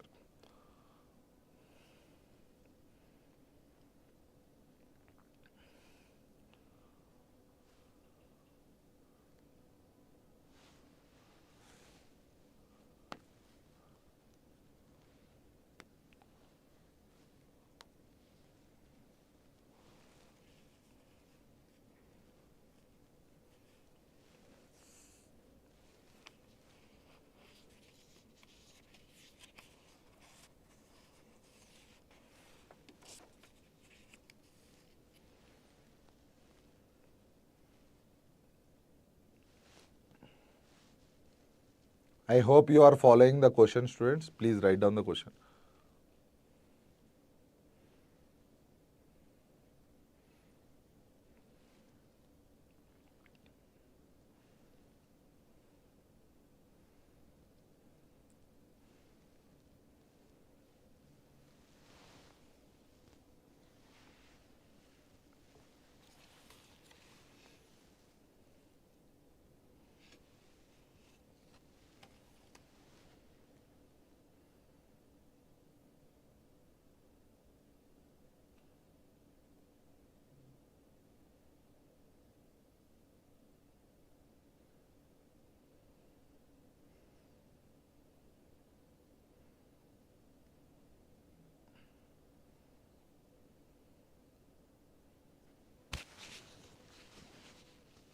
Okay, students, I have given you enough time, Amma. Now, see, students, carefully. When I talk about the probability of failure of, first of all, how the structure can fail in LSM. First, you should see. There can be different cases, sir. Okay. If the strength is more, sir, there are two factors. I'll tell you two factors, sir. One is strength and another one is what, sir? Load. Sir, when they tell you, here let me write here, one is strength and other one is load. Sir, what is characteristic strength? It is the strength at which 95% of the test results are pass. What is characteristic load? It is the load at which 95% of the test results are expected to pass. So now my dear students, what is the failure means? First case, strength fail means 5%. So 95% pass means strength fail, load pass. Are you getting my dear students? Next, second case, load failure, and next one is strength pass. And the third condition here is there can be load failure and also strength failure. Now let me tell you, when I talk about strength failure or load failure, both are mutually exclusive events or independent events. They are not dependent on each other. Both are independent events. Are you following my dear students? So here the probability of strength failing is how much, sir? If you talk about the probability of failure of a structure, if I talk about the probability of failure of a structure, if I talk about the probability of failure of a structure, there are, one is strength can fail, load can pass. Load can fail, strength can pass. I told you again and again, my dear student, what is characteristic strength? It is the strength at which 95% of the test results are expected to pass. What is characteristic load? It is the load at which 95% of the test results are passed. So strength failure means 0.05 and load pass means 95%, 0.95 plus. Now load failure, so strength pass, strength is 0.95 and load failure is 0.05 plus there can be three events which can be happening and both are failing. So 0.05 and 0.05.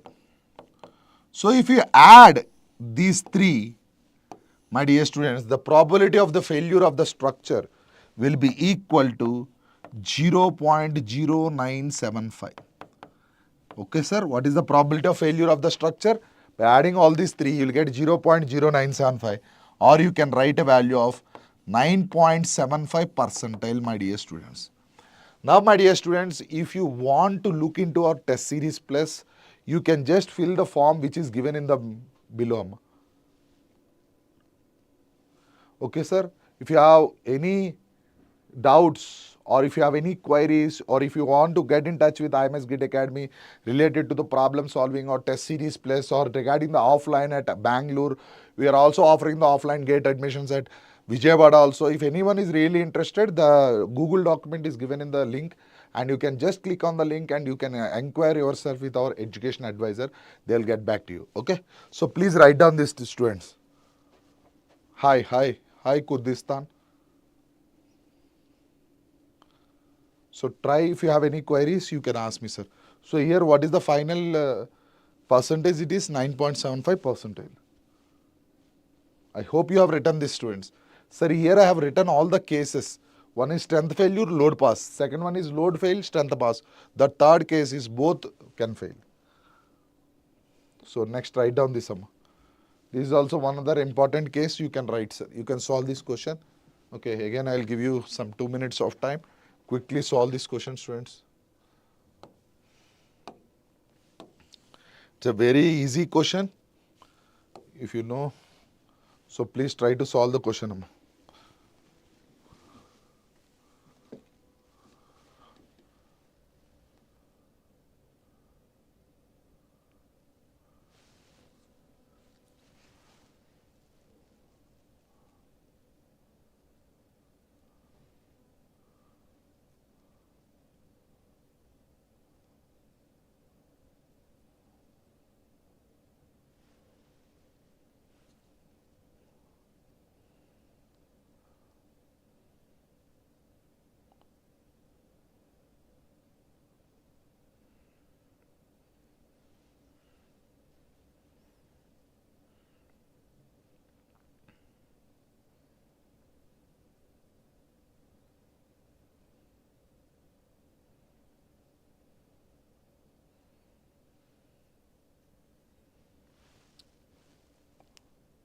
If you have any queries, you can ask students.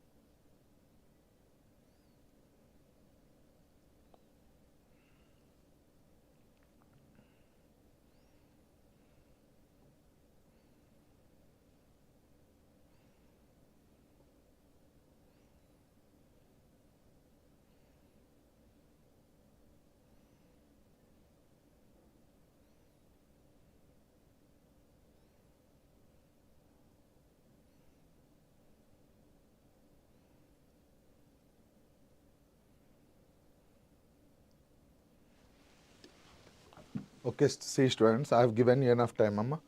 Now please understand here. What is the question here is, they are asking, see, if the characteristic strength of concrete FCK is defined as the strength at which not more than 50% of the test results are expected to fail, then what is the, in terms of mean strength and standard deviation would be, what sir? The expression for FCK in terms of mean strength, yeah. Now see students, if you talk about characteristic strength, let me tell you what is characteristic strength. Here if I talk about what is characteristic strength is,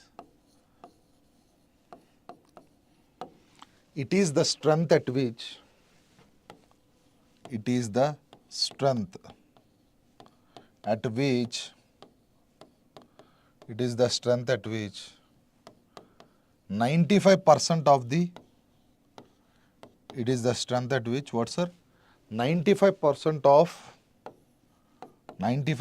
of test results are, it is the strength at which 95% of the test results are expected to pass. So my dear students, if you see by naming, it follows 95% probability curve. 95% probability curve. So if you see here,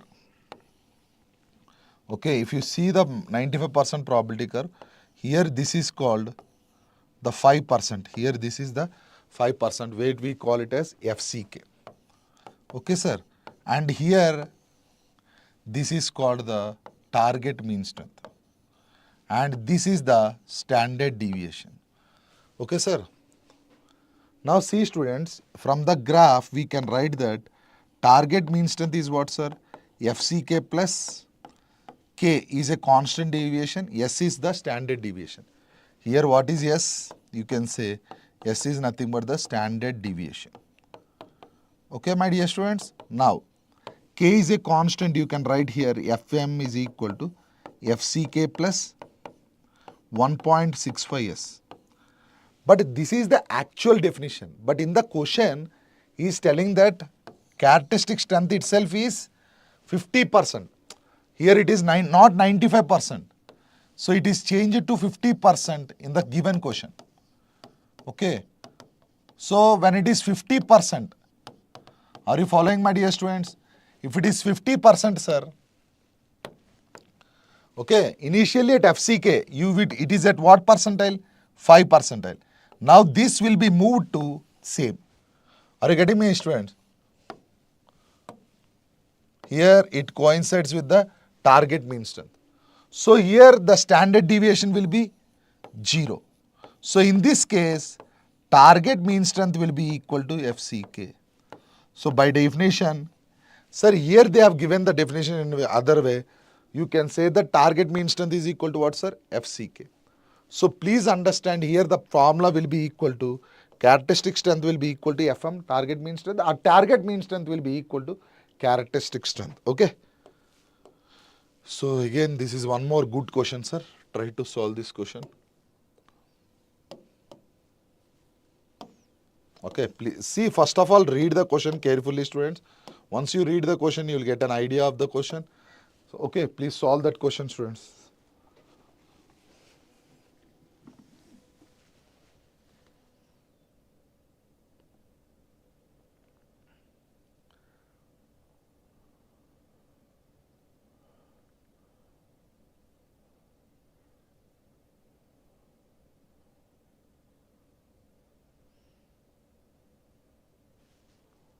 If you have any queries, you can ask me, students.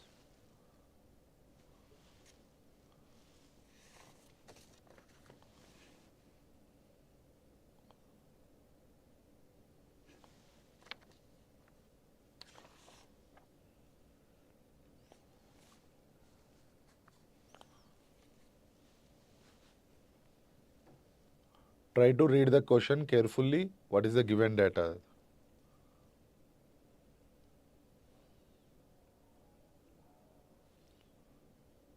If you have any questions, you can ask me, my dear student.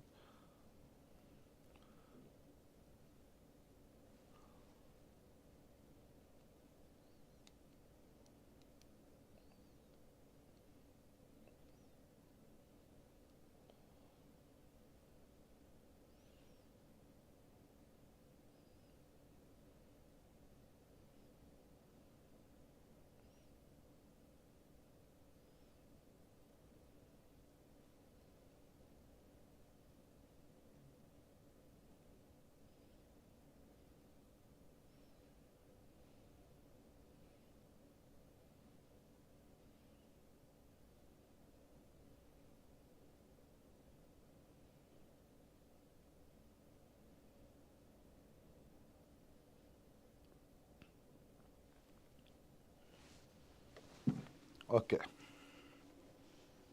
I've given you enough time, students. So here, the question here is, a reinforced concrete slab with an effective depth of 80 mm is simply supported at opposite ends on 230 mm thickness masonry wall. The center to center distance between the walls is 3.3 meter. As per IS 456, what is the effective span? So here, my dear students, when I talk here, they have given you center to center distance between the beams. As how much, sir? Between beams is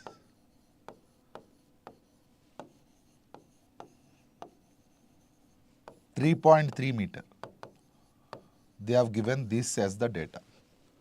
Now, how do you calculate effective span? Let me tell you, my dear students. How do you calculate?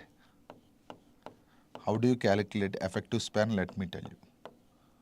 Okay. Effective span will be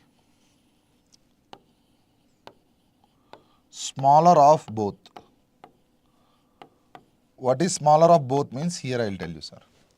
The first case is clear span plus D, clear span plus effective depth.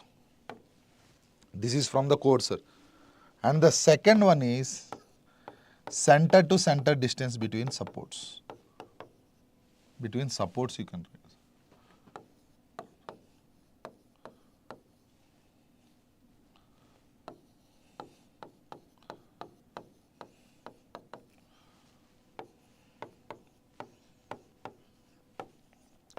So, my dear students, out of these two, what sir? Out of these two, which will be the smaller, will be the effective span.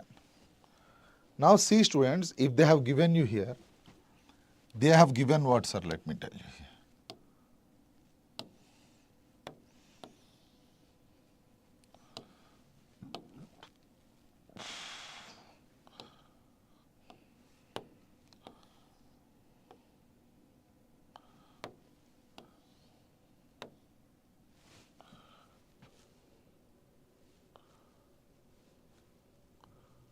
Okay.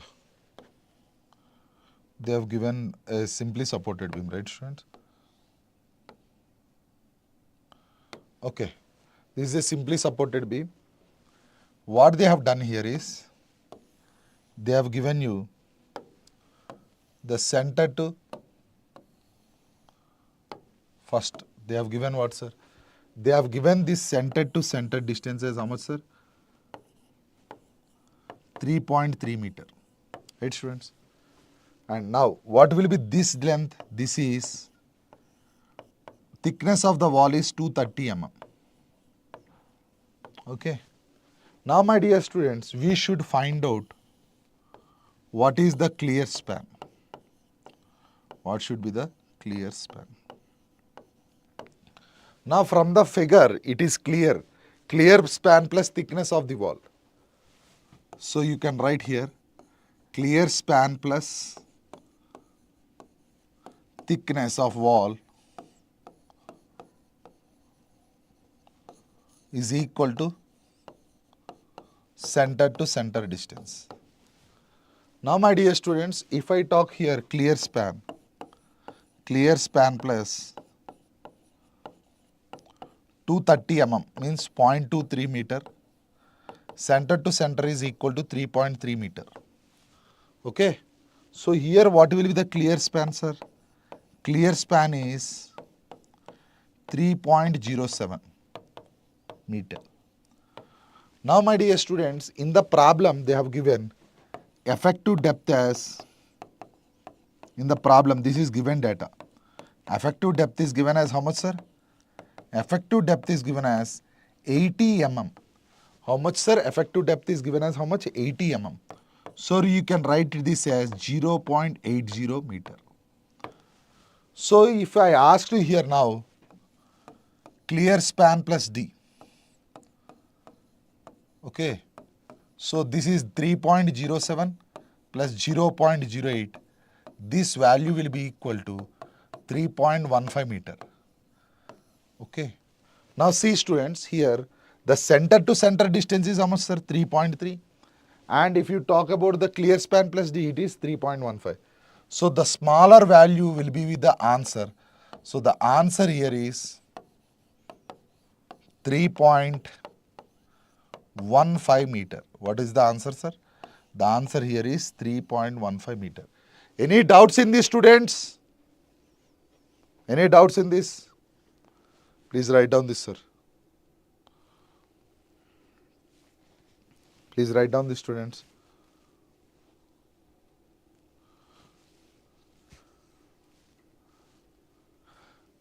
I hope you have written this, students. So, simple thing here, what is the key takeaway from this problem is the effective span is nothing but the smaller of the center to center distance between the supports, or clear span plus D for simply supported.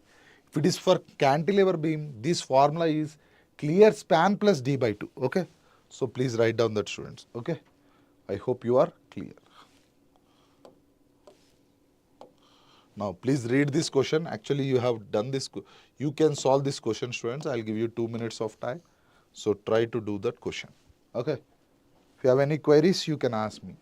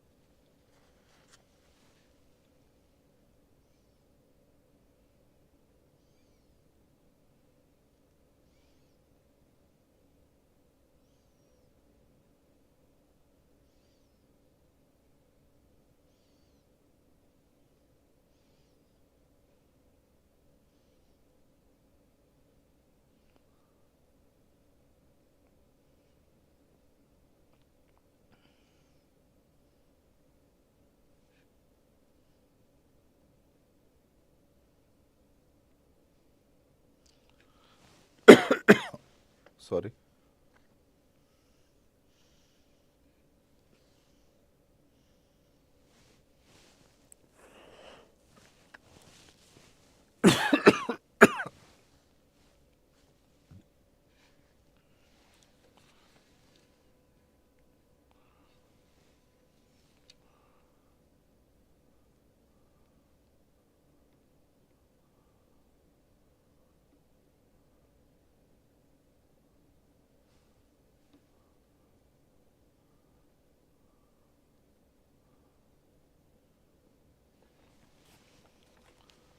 Okay, sir, I have given you enough time.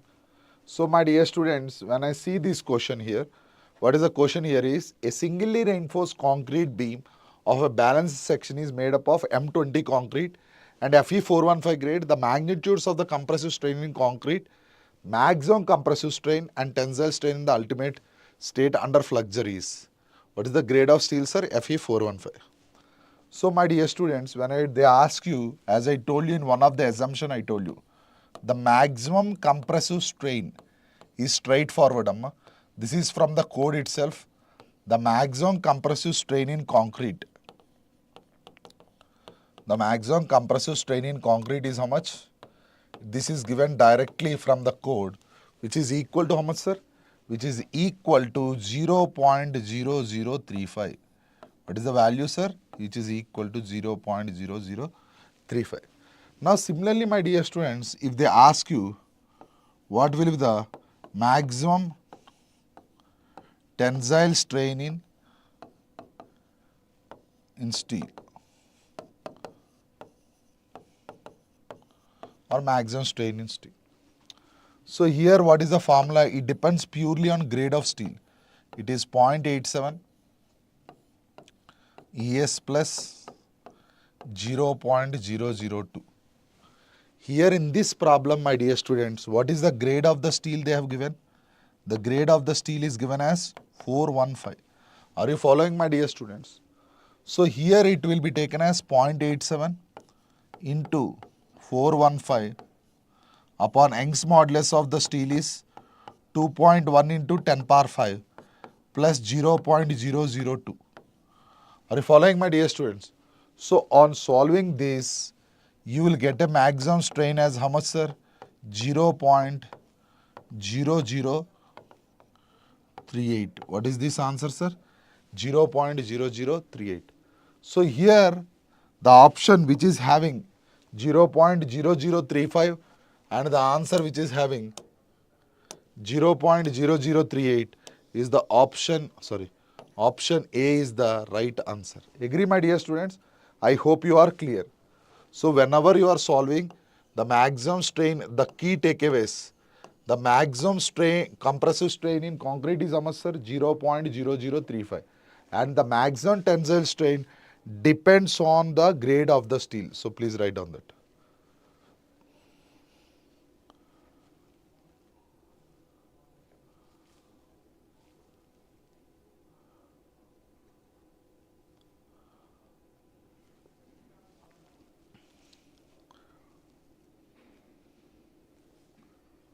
I hope you have written this, students. I hope you have written this, okay? Now, I think it's not visible properly. Next question, you can solve this question, sir. I'll give you 2 minutes of time. Please solve this question, students.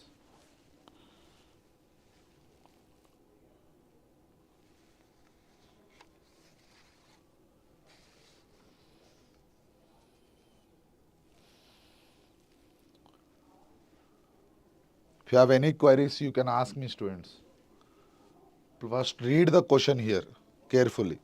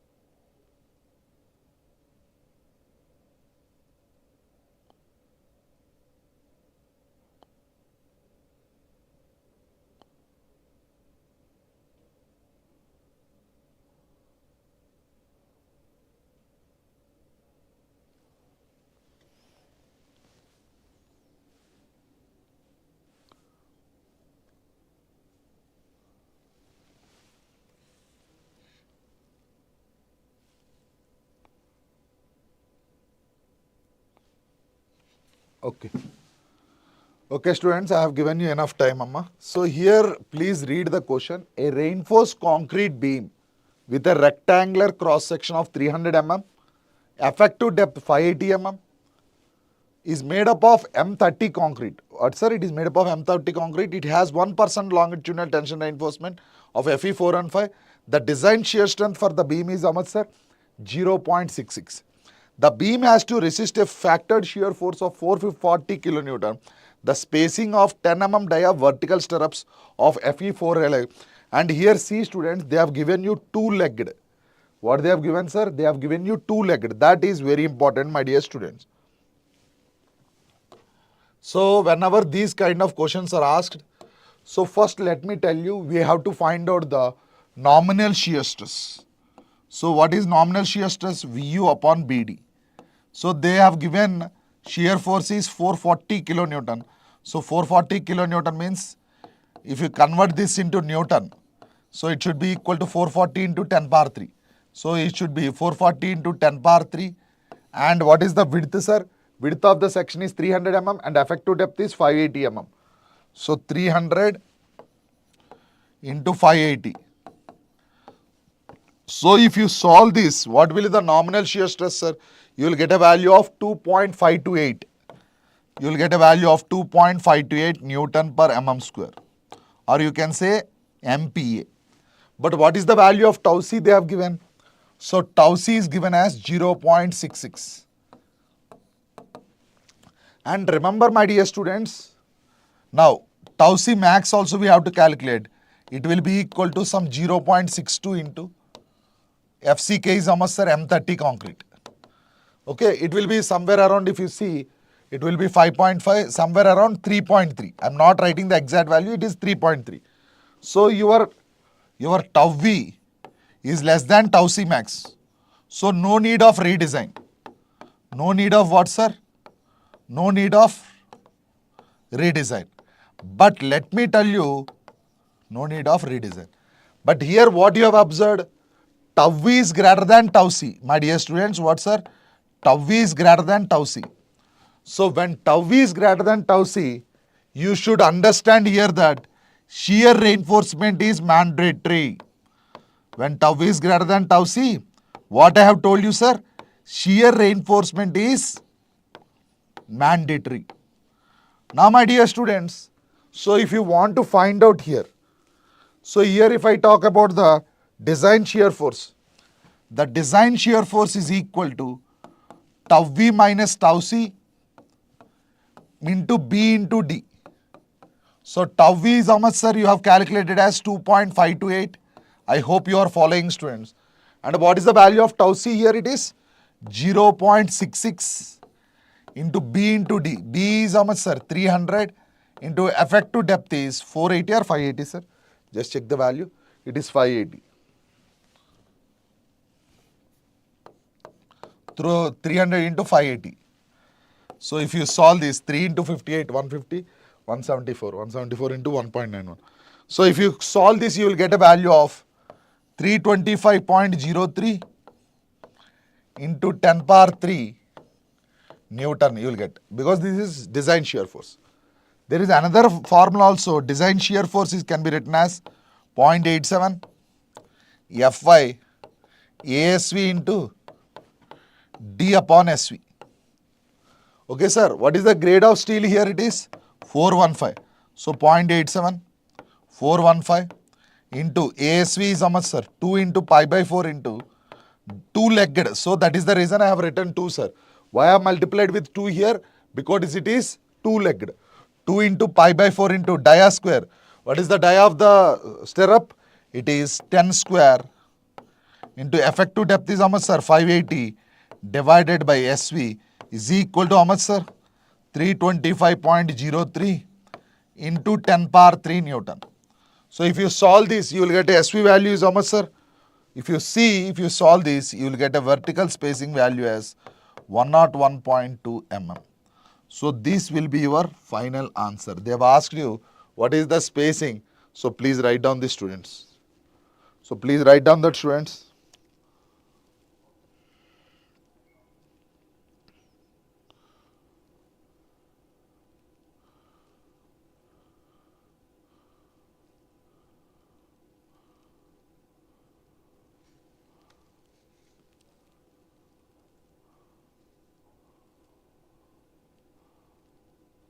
If you have any queries, you can ask me, sir. Have you written, students?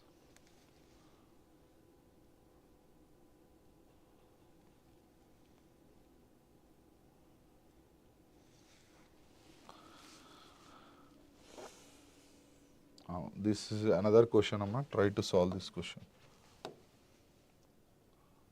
First of all, whenever a question is given, try to read that question carefully.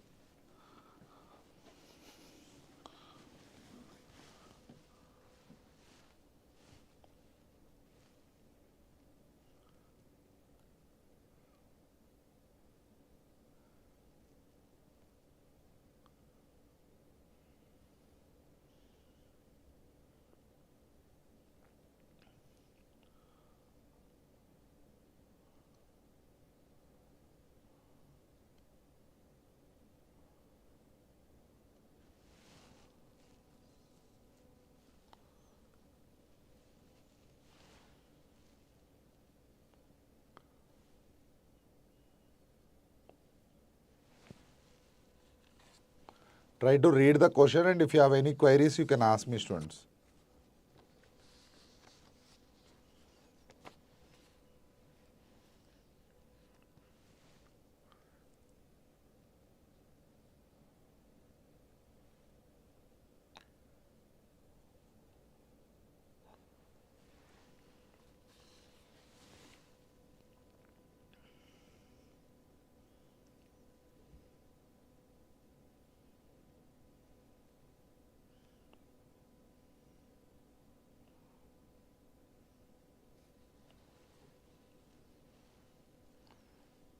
If you have any queries, you can ask me in the chat box, sir.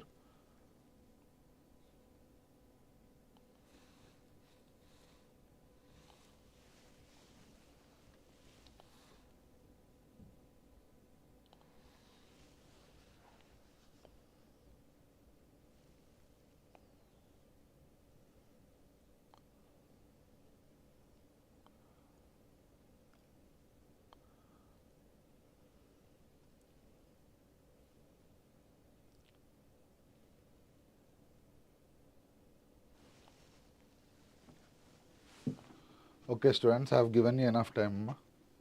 So what is the question here is, the cross section of a reinforced concrete beam having an effective depth of 500 mm. The grades of the concrete are M35 and FE 550 mm. The area of the steel factor of safety is 1.15 for steel, as they have told, and the yield strain of FE 550 is, they have given, sir, also as 0.0044.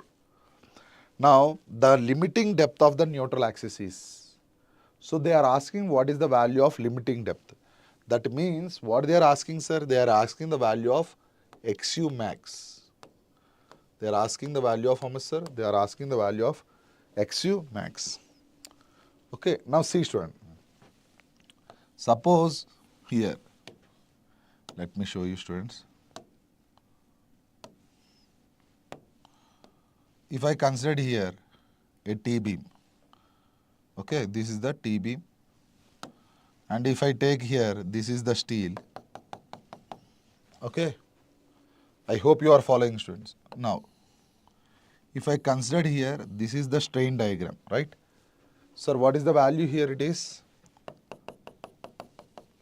the value at compression is 0.0035, and here it is 0.87 Fy by Es plus 0.02. Actually, it should be, but they have given this value is how much, sir? 0.0044. They have given this value, right? Now, from similar triangle concept, if I consider this as XU max, this is known as XU max.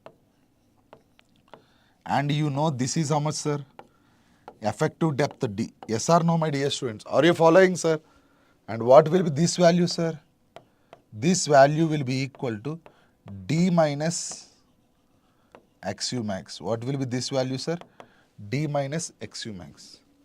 So here, okay, here if I try it here, D minus XU max, D minus XU max upon XU max. But sir, if I write here, D minus XU max is how much, sir? It is nothing but 0.0044. Upon XU max is how much? It is equal to 0.0035. Yes or no? Now see students, d by XU max minus 1 can be written as what, sir? 0.0044 upon 0.0035. Okay. Now see students, d by XU max can be written as, after solving 35 plus, it will be 79 by 35. Now see students, if they ask you what is the depth of neutral axis is, that is equal to 35 by 79 into d. What is the effective depth, sir? They have given effective depth as 500 mm.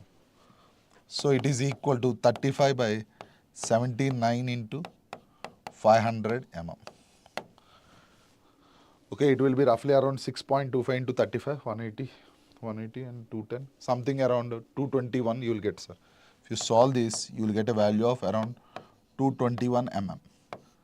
Okay, this is the XU max, or you can say limiting depth of neutral axis. Okay, please write down this, students. Please write down this, students. You will get a value roughly, exactly you will get a value of 225. Okay, please write down this, students. I hope you are clear, sir. Okay. Next, this is a very good question, sir. Try to solve this question. It's a question due to loss of pre-stress, and I'm thinking this year, no, losses of pre-stress can be expected question.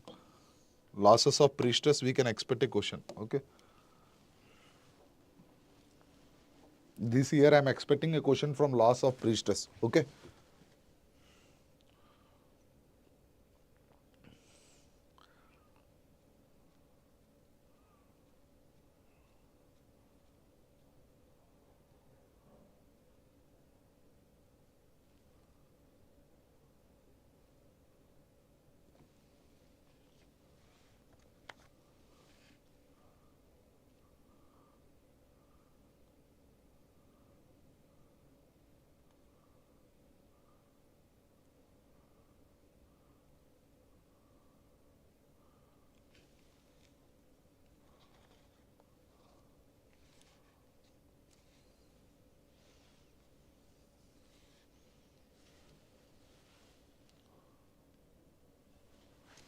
Please write down that question, students. If you have any queries, you can ask me.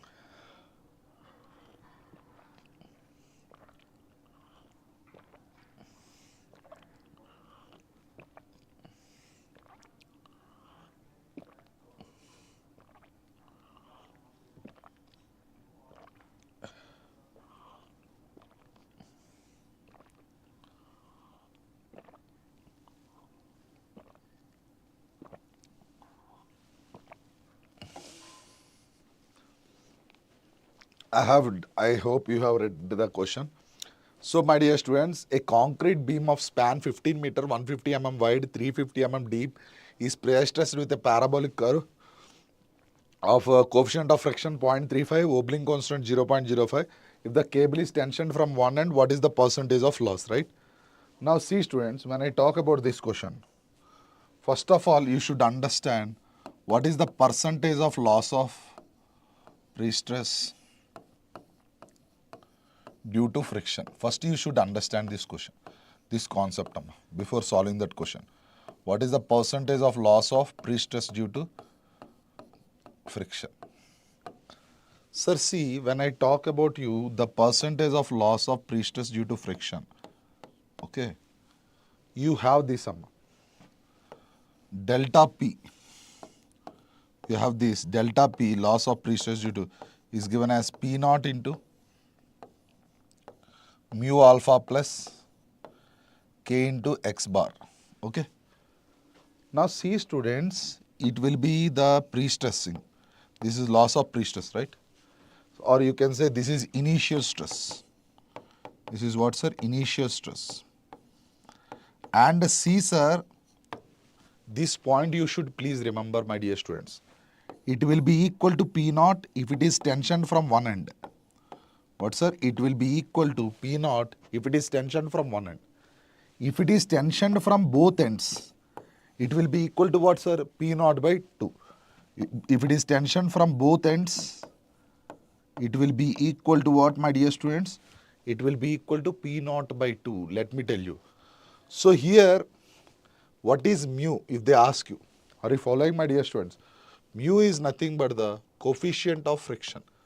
What is mu, sir? Mu is nothing but the coefficient of friction. Mu is nothing but what, my dear students? Mu is nothing but the coefficient of friction. Agree or not? And what is alpha?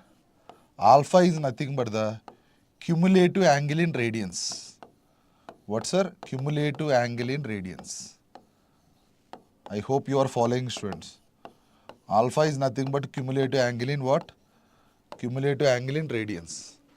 Suppose, my dear students, if I take here as a span, okay, if it is a parabolic arch, if I take this as rise as h, and if I take this as length, okay, what is cumulative angle here is, this is theta 1, this is theta 2. Okay, you will get rise is equal to, actually general equation you know, right, students?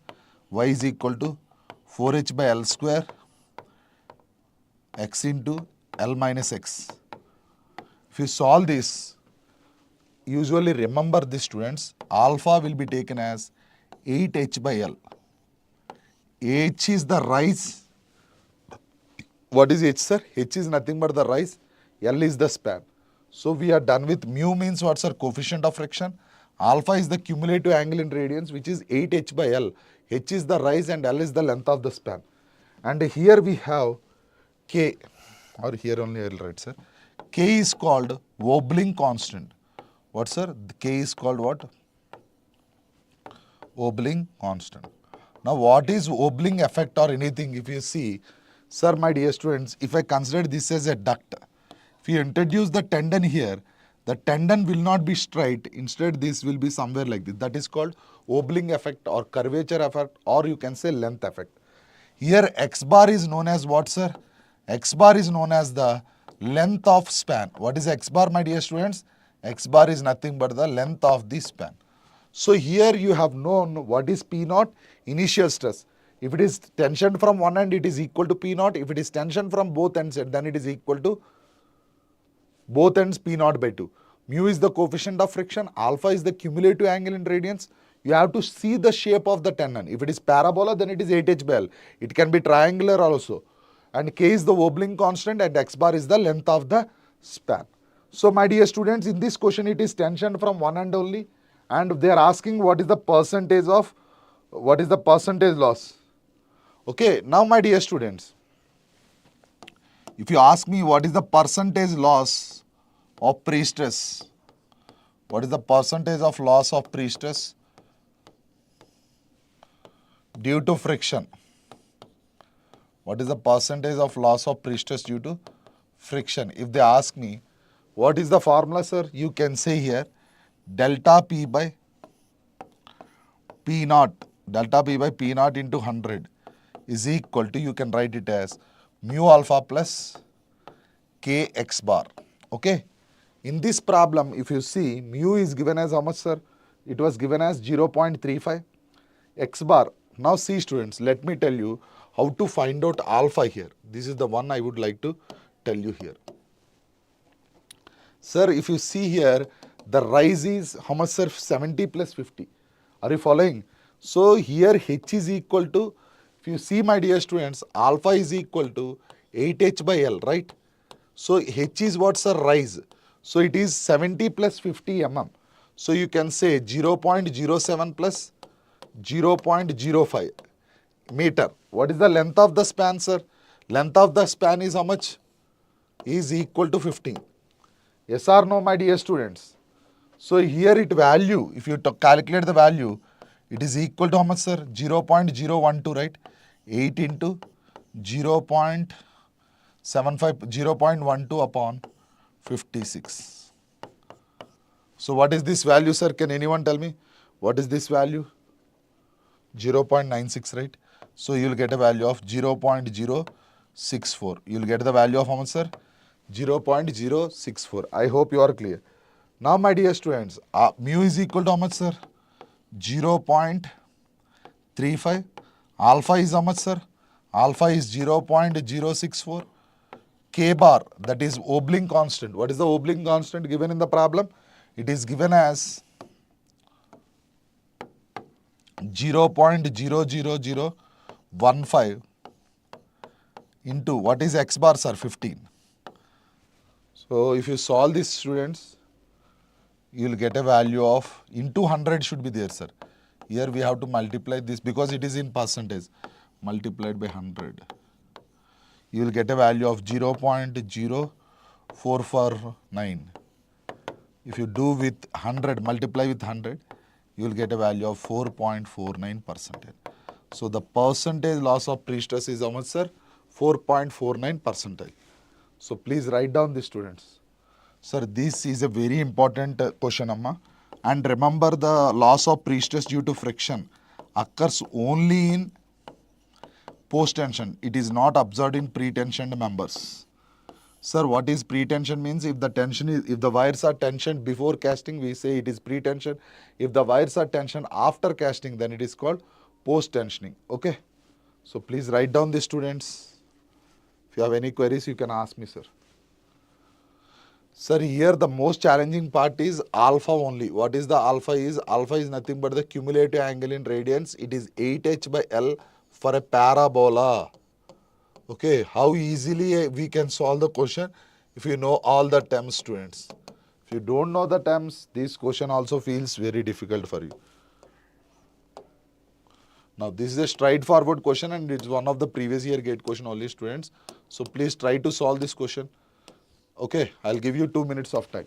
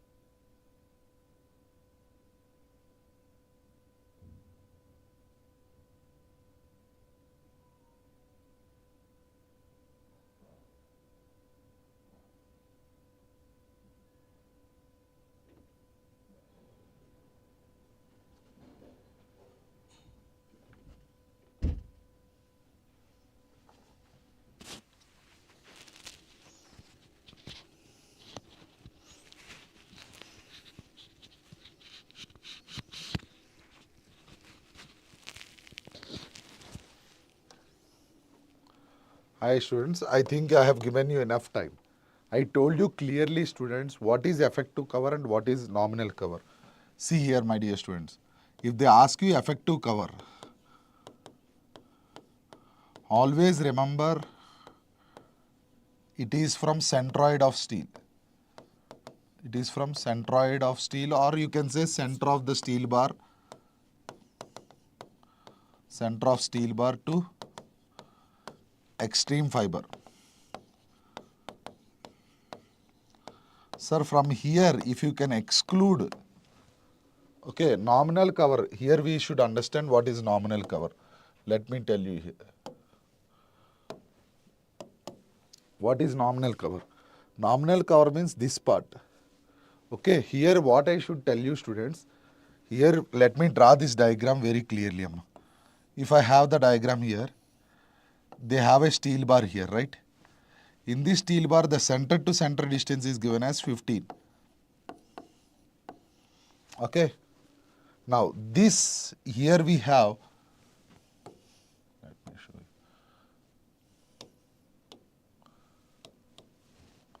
Here we have stirrup also.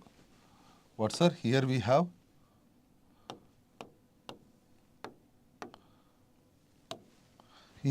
what, sir? Stirrup. Okay.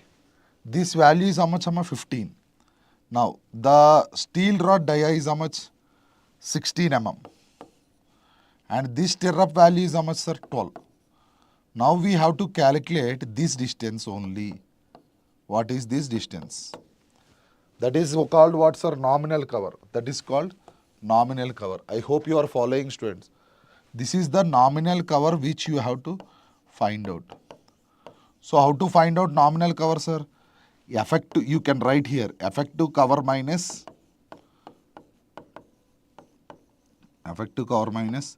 D by 2 of main bar minus dia of stirrup.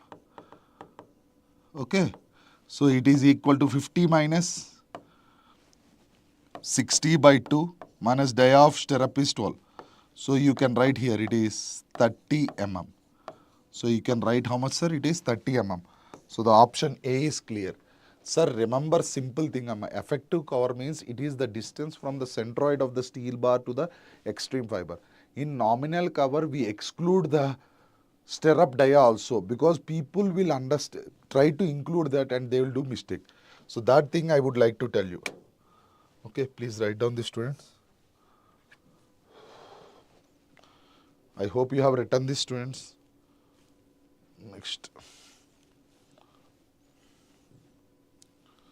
Okay, this is another important question, sir. You can go through this question related to column. You can do this question also.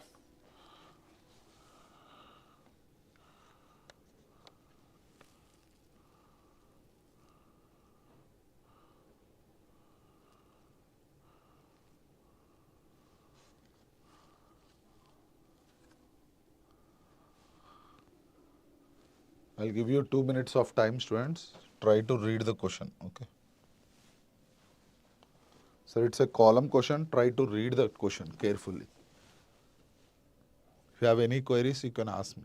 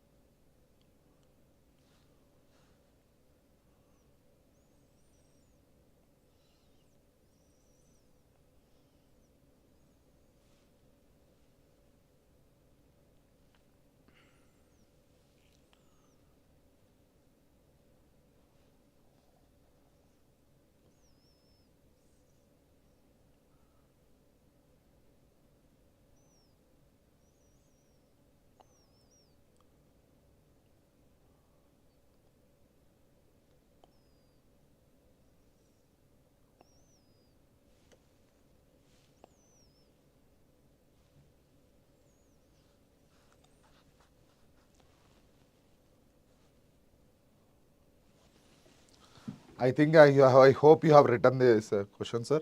Now, my dear students, let me see here. Sir, the question here is very simple. An RCC short column with a rectangular cross section 250 into 300 is reinforced with 4 numbers of 16 mm dia. The grades of steel and concrete are 415 and M20. Neglect the eccentricity effect. This is very, very important, students. When they give you, neglect the eccentricity. Now see, students, if you see the ultimate load. Now see, students, if they give you the ultimate load, how to solve the ultimate load, let me tell you, my dear students.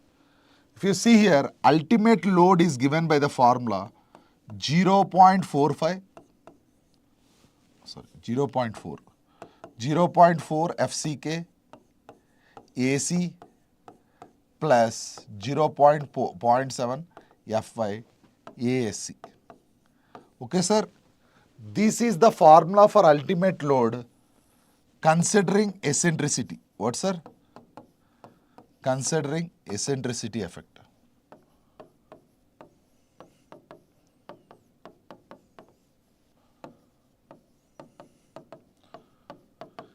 But in this question, the ultimate load is given by the formula 0.45 FCK into area of concrete plus 0.7 Fy area of steel in compression. Okay, this is the formula when you consider, when you neglect the eccentricity. This is the formula for when you neglect the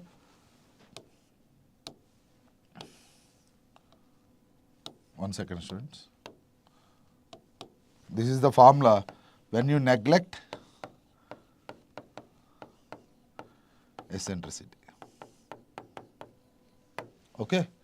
Now see here, my dear students, when I talk about this gross area minus area of steel in compression will be your area of concrete. Okay, here what is the section details, sir? It is 250 into 300 and 4 bars of, so gross area is how much, sir? 250 into 300 minus 4 bars of 16 mm square. So 4 into pi by 4, 16 square will be your area of concrete. Now see, students, if I start here, PU is equal to what, sir? 0.45 FCK AC. Area of grade of steel, grade of concrete is 20, right? AC, area of concrete is how much, sir?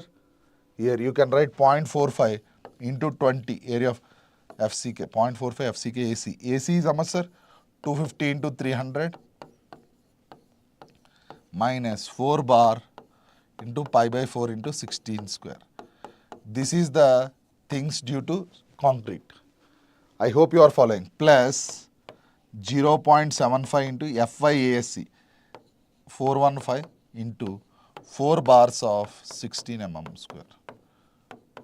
If you solve this, students, everything, you will get a value of 918.1 into 10 power 3 newtons. If you solve this, you will get 918.1 kilonewton.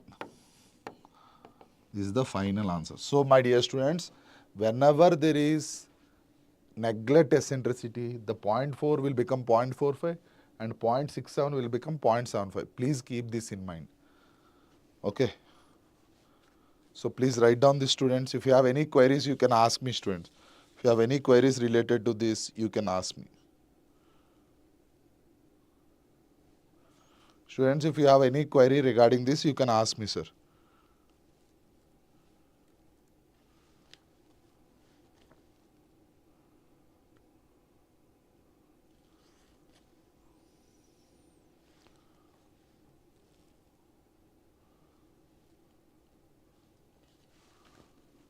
Okay.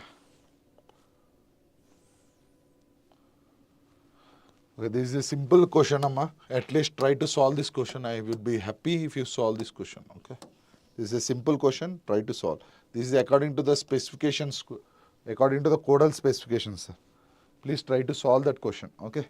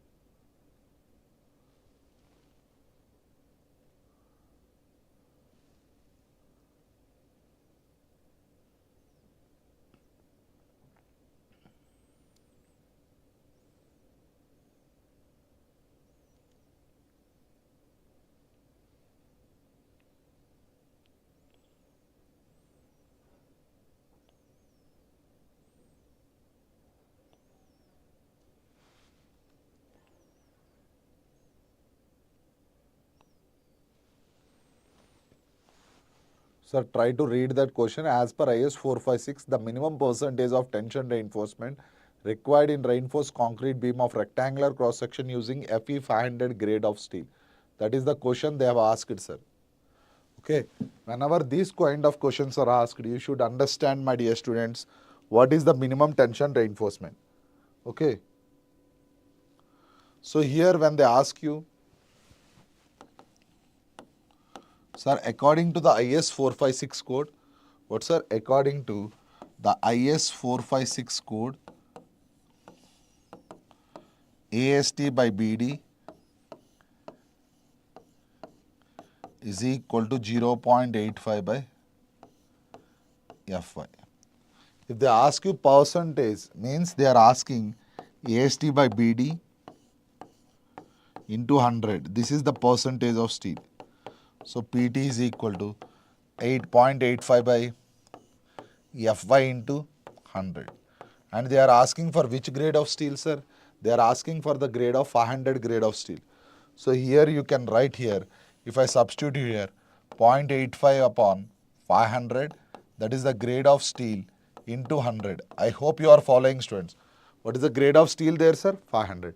So if you solve this, you will get a value of 0.17 percentile. Any doubts in this, sir? So it is a straightforward question. So I told you already, this is the first question where you have to remember. And if they ask you what is maximum tension reinforcement, it is 4% of gross area. Any doubts in this, students? If you have any queries, you can ask me in the chat box, sir. Okay, try to solve this question, sir.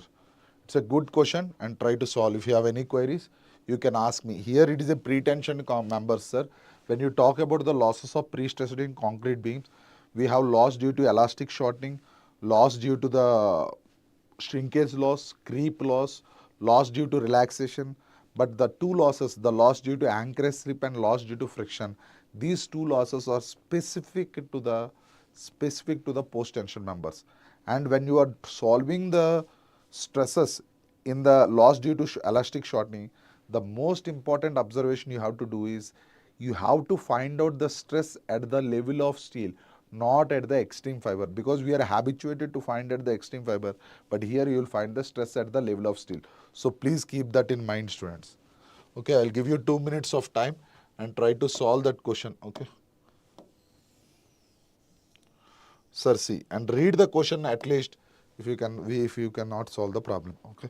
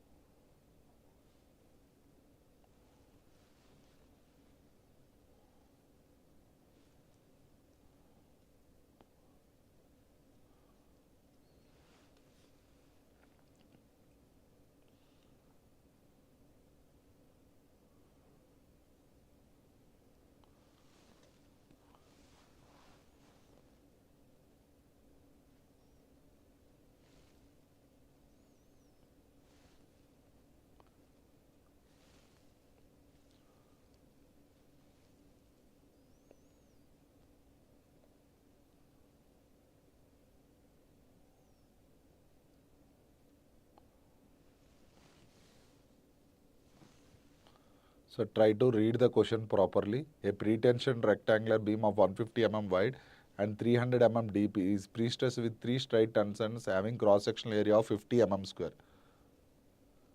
How much, sir? 50 mm square. And the initial pre-stress is 1200 Newton per mm square. The tendons are located at 100 mm from the soffit of the beam. The modular ratio is 6. Calculate the loss of pre-stress force, not pre-stress, sir. Calculate the loss of pre-stress force due to elastic deformation. This is the question they have asked you. right sir? So whenever these kind of questions are asked, my dear students, see here, you should understand here the loss of priestess, what sir?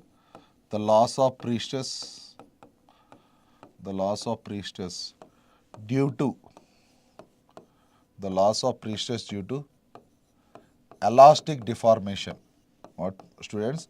The loss of priestess due to elastic deformation. The loss of priestess due to elastic deformation is given by the formula what sir? It is given by the formula m into Fc. What sir? M into Fc. What is m here? M is the modular ratio. What is m students? M is the modular ratio. Fc is the stress. I hope you are following students. Fc is the stress at the level of steel. So when comes the picture ST is the level of steel, sir see, how do you calculate FC is equal to load upon area plus P square by I. Okay. Now see students, they have given 1200 Newton per mm square. So that is the initial stress with an area of tendon having a cross sectional area of how much sir? 50 mm square. So here how do we calculate? First we have to calculate the load, right student? And what is the section sir? It is 150 into 300 mm. So 1200 into how many tendons sir? It has pre-stress with 3 straight tendons of having a cross sectional area of 50 mm square, right? So here if you see, what you have to do, see students, here what is cross sectional area? Area is how much sir? 150 into 300 mm square. Okay. So you can write it as 45 into 10 power 3. Because this is the section what they are getting. Am I correct or wrong? Now, how do you find out load, sir? How do you find out load? Load is nothing but what, sir? Stress into area. Okay. So this is the area of section, not tendon, sir. This is area of section. So 1200. This is how much, sir? 1200. This is Newton per mm. For each tendon, it is 50 mm square. For each tendon, it is how much, sir? 50 mm square. Into area is how much? How many tendons, sir? 3 tendons. So you can say 60 into 180 into 10 power 3. So this is the load. Now, how do you find out eccentricity? Sir, 100 mm from bottom, right? The tendons are located. Now, how to find out eccentricity? Sir, if I take this as section, this is how much mm? 300 mm, I think. 300 mm means if you consider this as half, this is 150. So 100 mm from here it is 100. So this value will be equal to how much, sir? 50. Yes, sir. Sorry, this is bottom is how much, sir? From here it is 50. 100. So eccentricity E will be equal to how much? So how to find out eccentricity? Overall depth minus 2 minus 100 from the bottom. So 300 by 2 minus 100. This is equal to how much, sir? 50 mm. Okay. I hope you are following. So here if you solve here, 180 into 10 power 3 upon 45 into 10 power 3, because we know these values, plus 180 into 10 power 3 into 50 square upon, what is I, sir? I is nothing but BD cube by 12. B is how much? 150 into 300 square divided by 6. Okay. So here if you see, 45 into 10 power 3 will come 50. 50 means if you see all these things, okay, sir, here 150 into 350. So if you solve this, you will get a value of around 5.33 MPa. How much you got, sir? 5.33 MPa. I hope you are clear. Okay, sir? I hope you are clear. 5.33 BD cube by 12, sir. Here it is. Not BD square by 6. Here it is BD 300 cube by 12. Okay? Because 150 into 300, this is 600. If you solve all this, you will get 5.33 MPa. I hope you are clear. Now, see students. What is the loss of pre-stress, sir? What is the loss of pre-stress? I hope you are following, students. The loss of pre-stress due to elastic shortening. The loss of pre-stress due to elastic shortening is how much, sir? How they have given this value? How they have given this value? Can you tell me, students? If you have any queries, you can ask me, sir. Here it is given by the formula M into FC. So 6 into 5.33. So here it is how much, sir? 32. 1 by 3 means 2. So 32 MPa. But they asked what is the loss of pre-stressing force, not pre-stress, sir. Most of the people will do this wrong. Okay, if you see now the loss of pre-stressing force, if they ask you what is the loss of pre-stressing force, if they ask you what is the loss of pre-stressing force, that is equal to stress into area. Area of the steel is 3 tendons of 50 mm square. So 150 into 4,800 Newton. If they ask you in kilonewton, the loss of pre-stressing force is 4.8 kilonewton. What is the loss of pre-stress, sir? 4.8 kilonewton. Now see, students, let me tell you here. Sir, one of the important things, this year I am expecting this question also. Loss due to elastic shortening. What, sir? Loss due to elastic shortening is given by the formula. Is given by the formula what, sir? It is given by the formula M into FC. I hope you are following, students. M is the modular ratio, which is Young's modulus of steel upon Young's modulus of concrete. What is FC, sir? FC is nothing but the stress at a level of steel. What is FC? FC is nothing but the stress at the level of steel.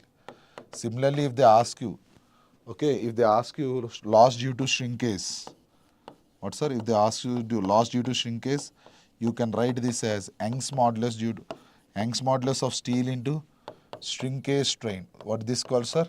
Shrinkage strain. Similarly, if they ask you, I hope you are following, students. If they ask you loss due to creep, if they ask you loss due to creep, if they ask you loss due to creep, sir, it is given as phi into M into FC or phi into elastic shortening you can write. What is phi, sir? Phi is nothing but what, my dear students? Phi is nothing but the ultimate creep coefficient. Phi is nothing but the ultimate creep coefficient. Okay. Now, my dear students, let me tell you the most important thing. If you are preparing for GATE exam, test series is one of the important thing, because as you have already done your practice, as you have already prepared for the exam, now it is the time to test yourself in a GATE environment, how to accustom to the virtual calculator, how to get tuned to the time management. So we at IMS GATE Academy have come up with a test series plus, and we are providing the link in the YouTube, in the link in the description. You just click the link and you can fill the document. You can get in touch with our education advisor. What we do in test series plus is we are providing 12 test series which covers 65 questions and a 3 hours time clock. With this you can analyze what is your mistakes and how can you overcome, and how to utilize your time management and all. In addition to this, remember, my dear students, if you are solving GATE previous year questions, almost 30% of the marks will be from the GATE previous year questions, concepts are in. So we are also providing the GATE question booklet in the test series plus program. So students who are really excited to write the GATE exam as if in a GATE environment, or if you want to test yourself, or how you can make your weakness into strength, you can just try with our test series plus. And remember, my dear students, we at IMS GATE Academy are providing the Telegram group link. The link is provided in the description. You just click on the link and you get all the all the PSU job notifications, daily quizzes and all. In addition to this, my dear students, we at IMS GATE Academy also offers offline GATE coaching, online GATE coaching, and also we are providing 34 plus years of GATE questions, and we are providing the exercise book, subject-wise tests, All India mock test series, which is provided as part of offline, online, hybrid program. And let me tell you, my dear students, if you have any query questions, we are providing the offline GATE coaching at Bangalore near Malleshwaram and also at Jayanagar. We are also providing the offline GATE coaching at Vijayawada. And remember, my dear students, we are providing the online GATE coachings, and you can get all the notifications when the batch is going to start. Or if you are really preparing for the GATE 5 exam, my dear students. It is the time to test yourself. So if you are looking for that, you can join our test series plus program and get accustomed to the gate environment questions. I hope this video on RCC will clear all your doubts related to some of the critical concepts. I hope this video will help you. Thank you.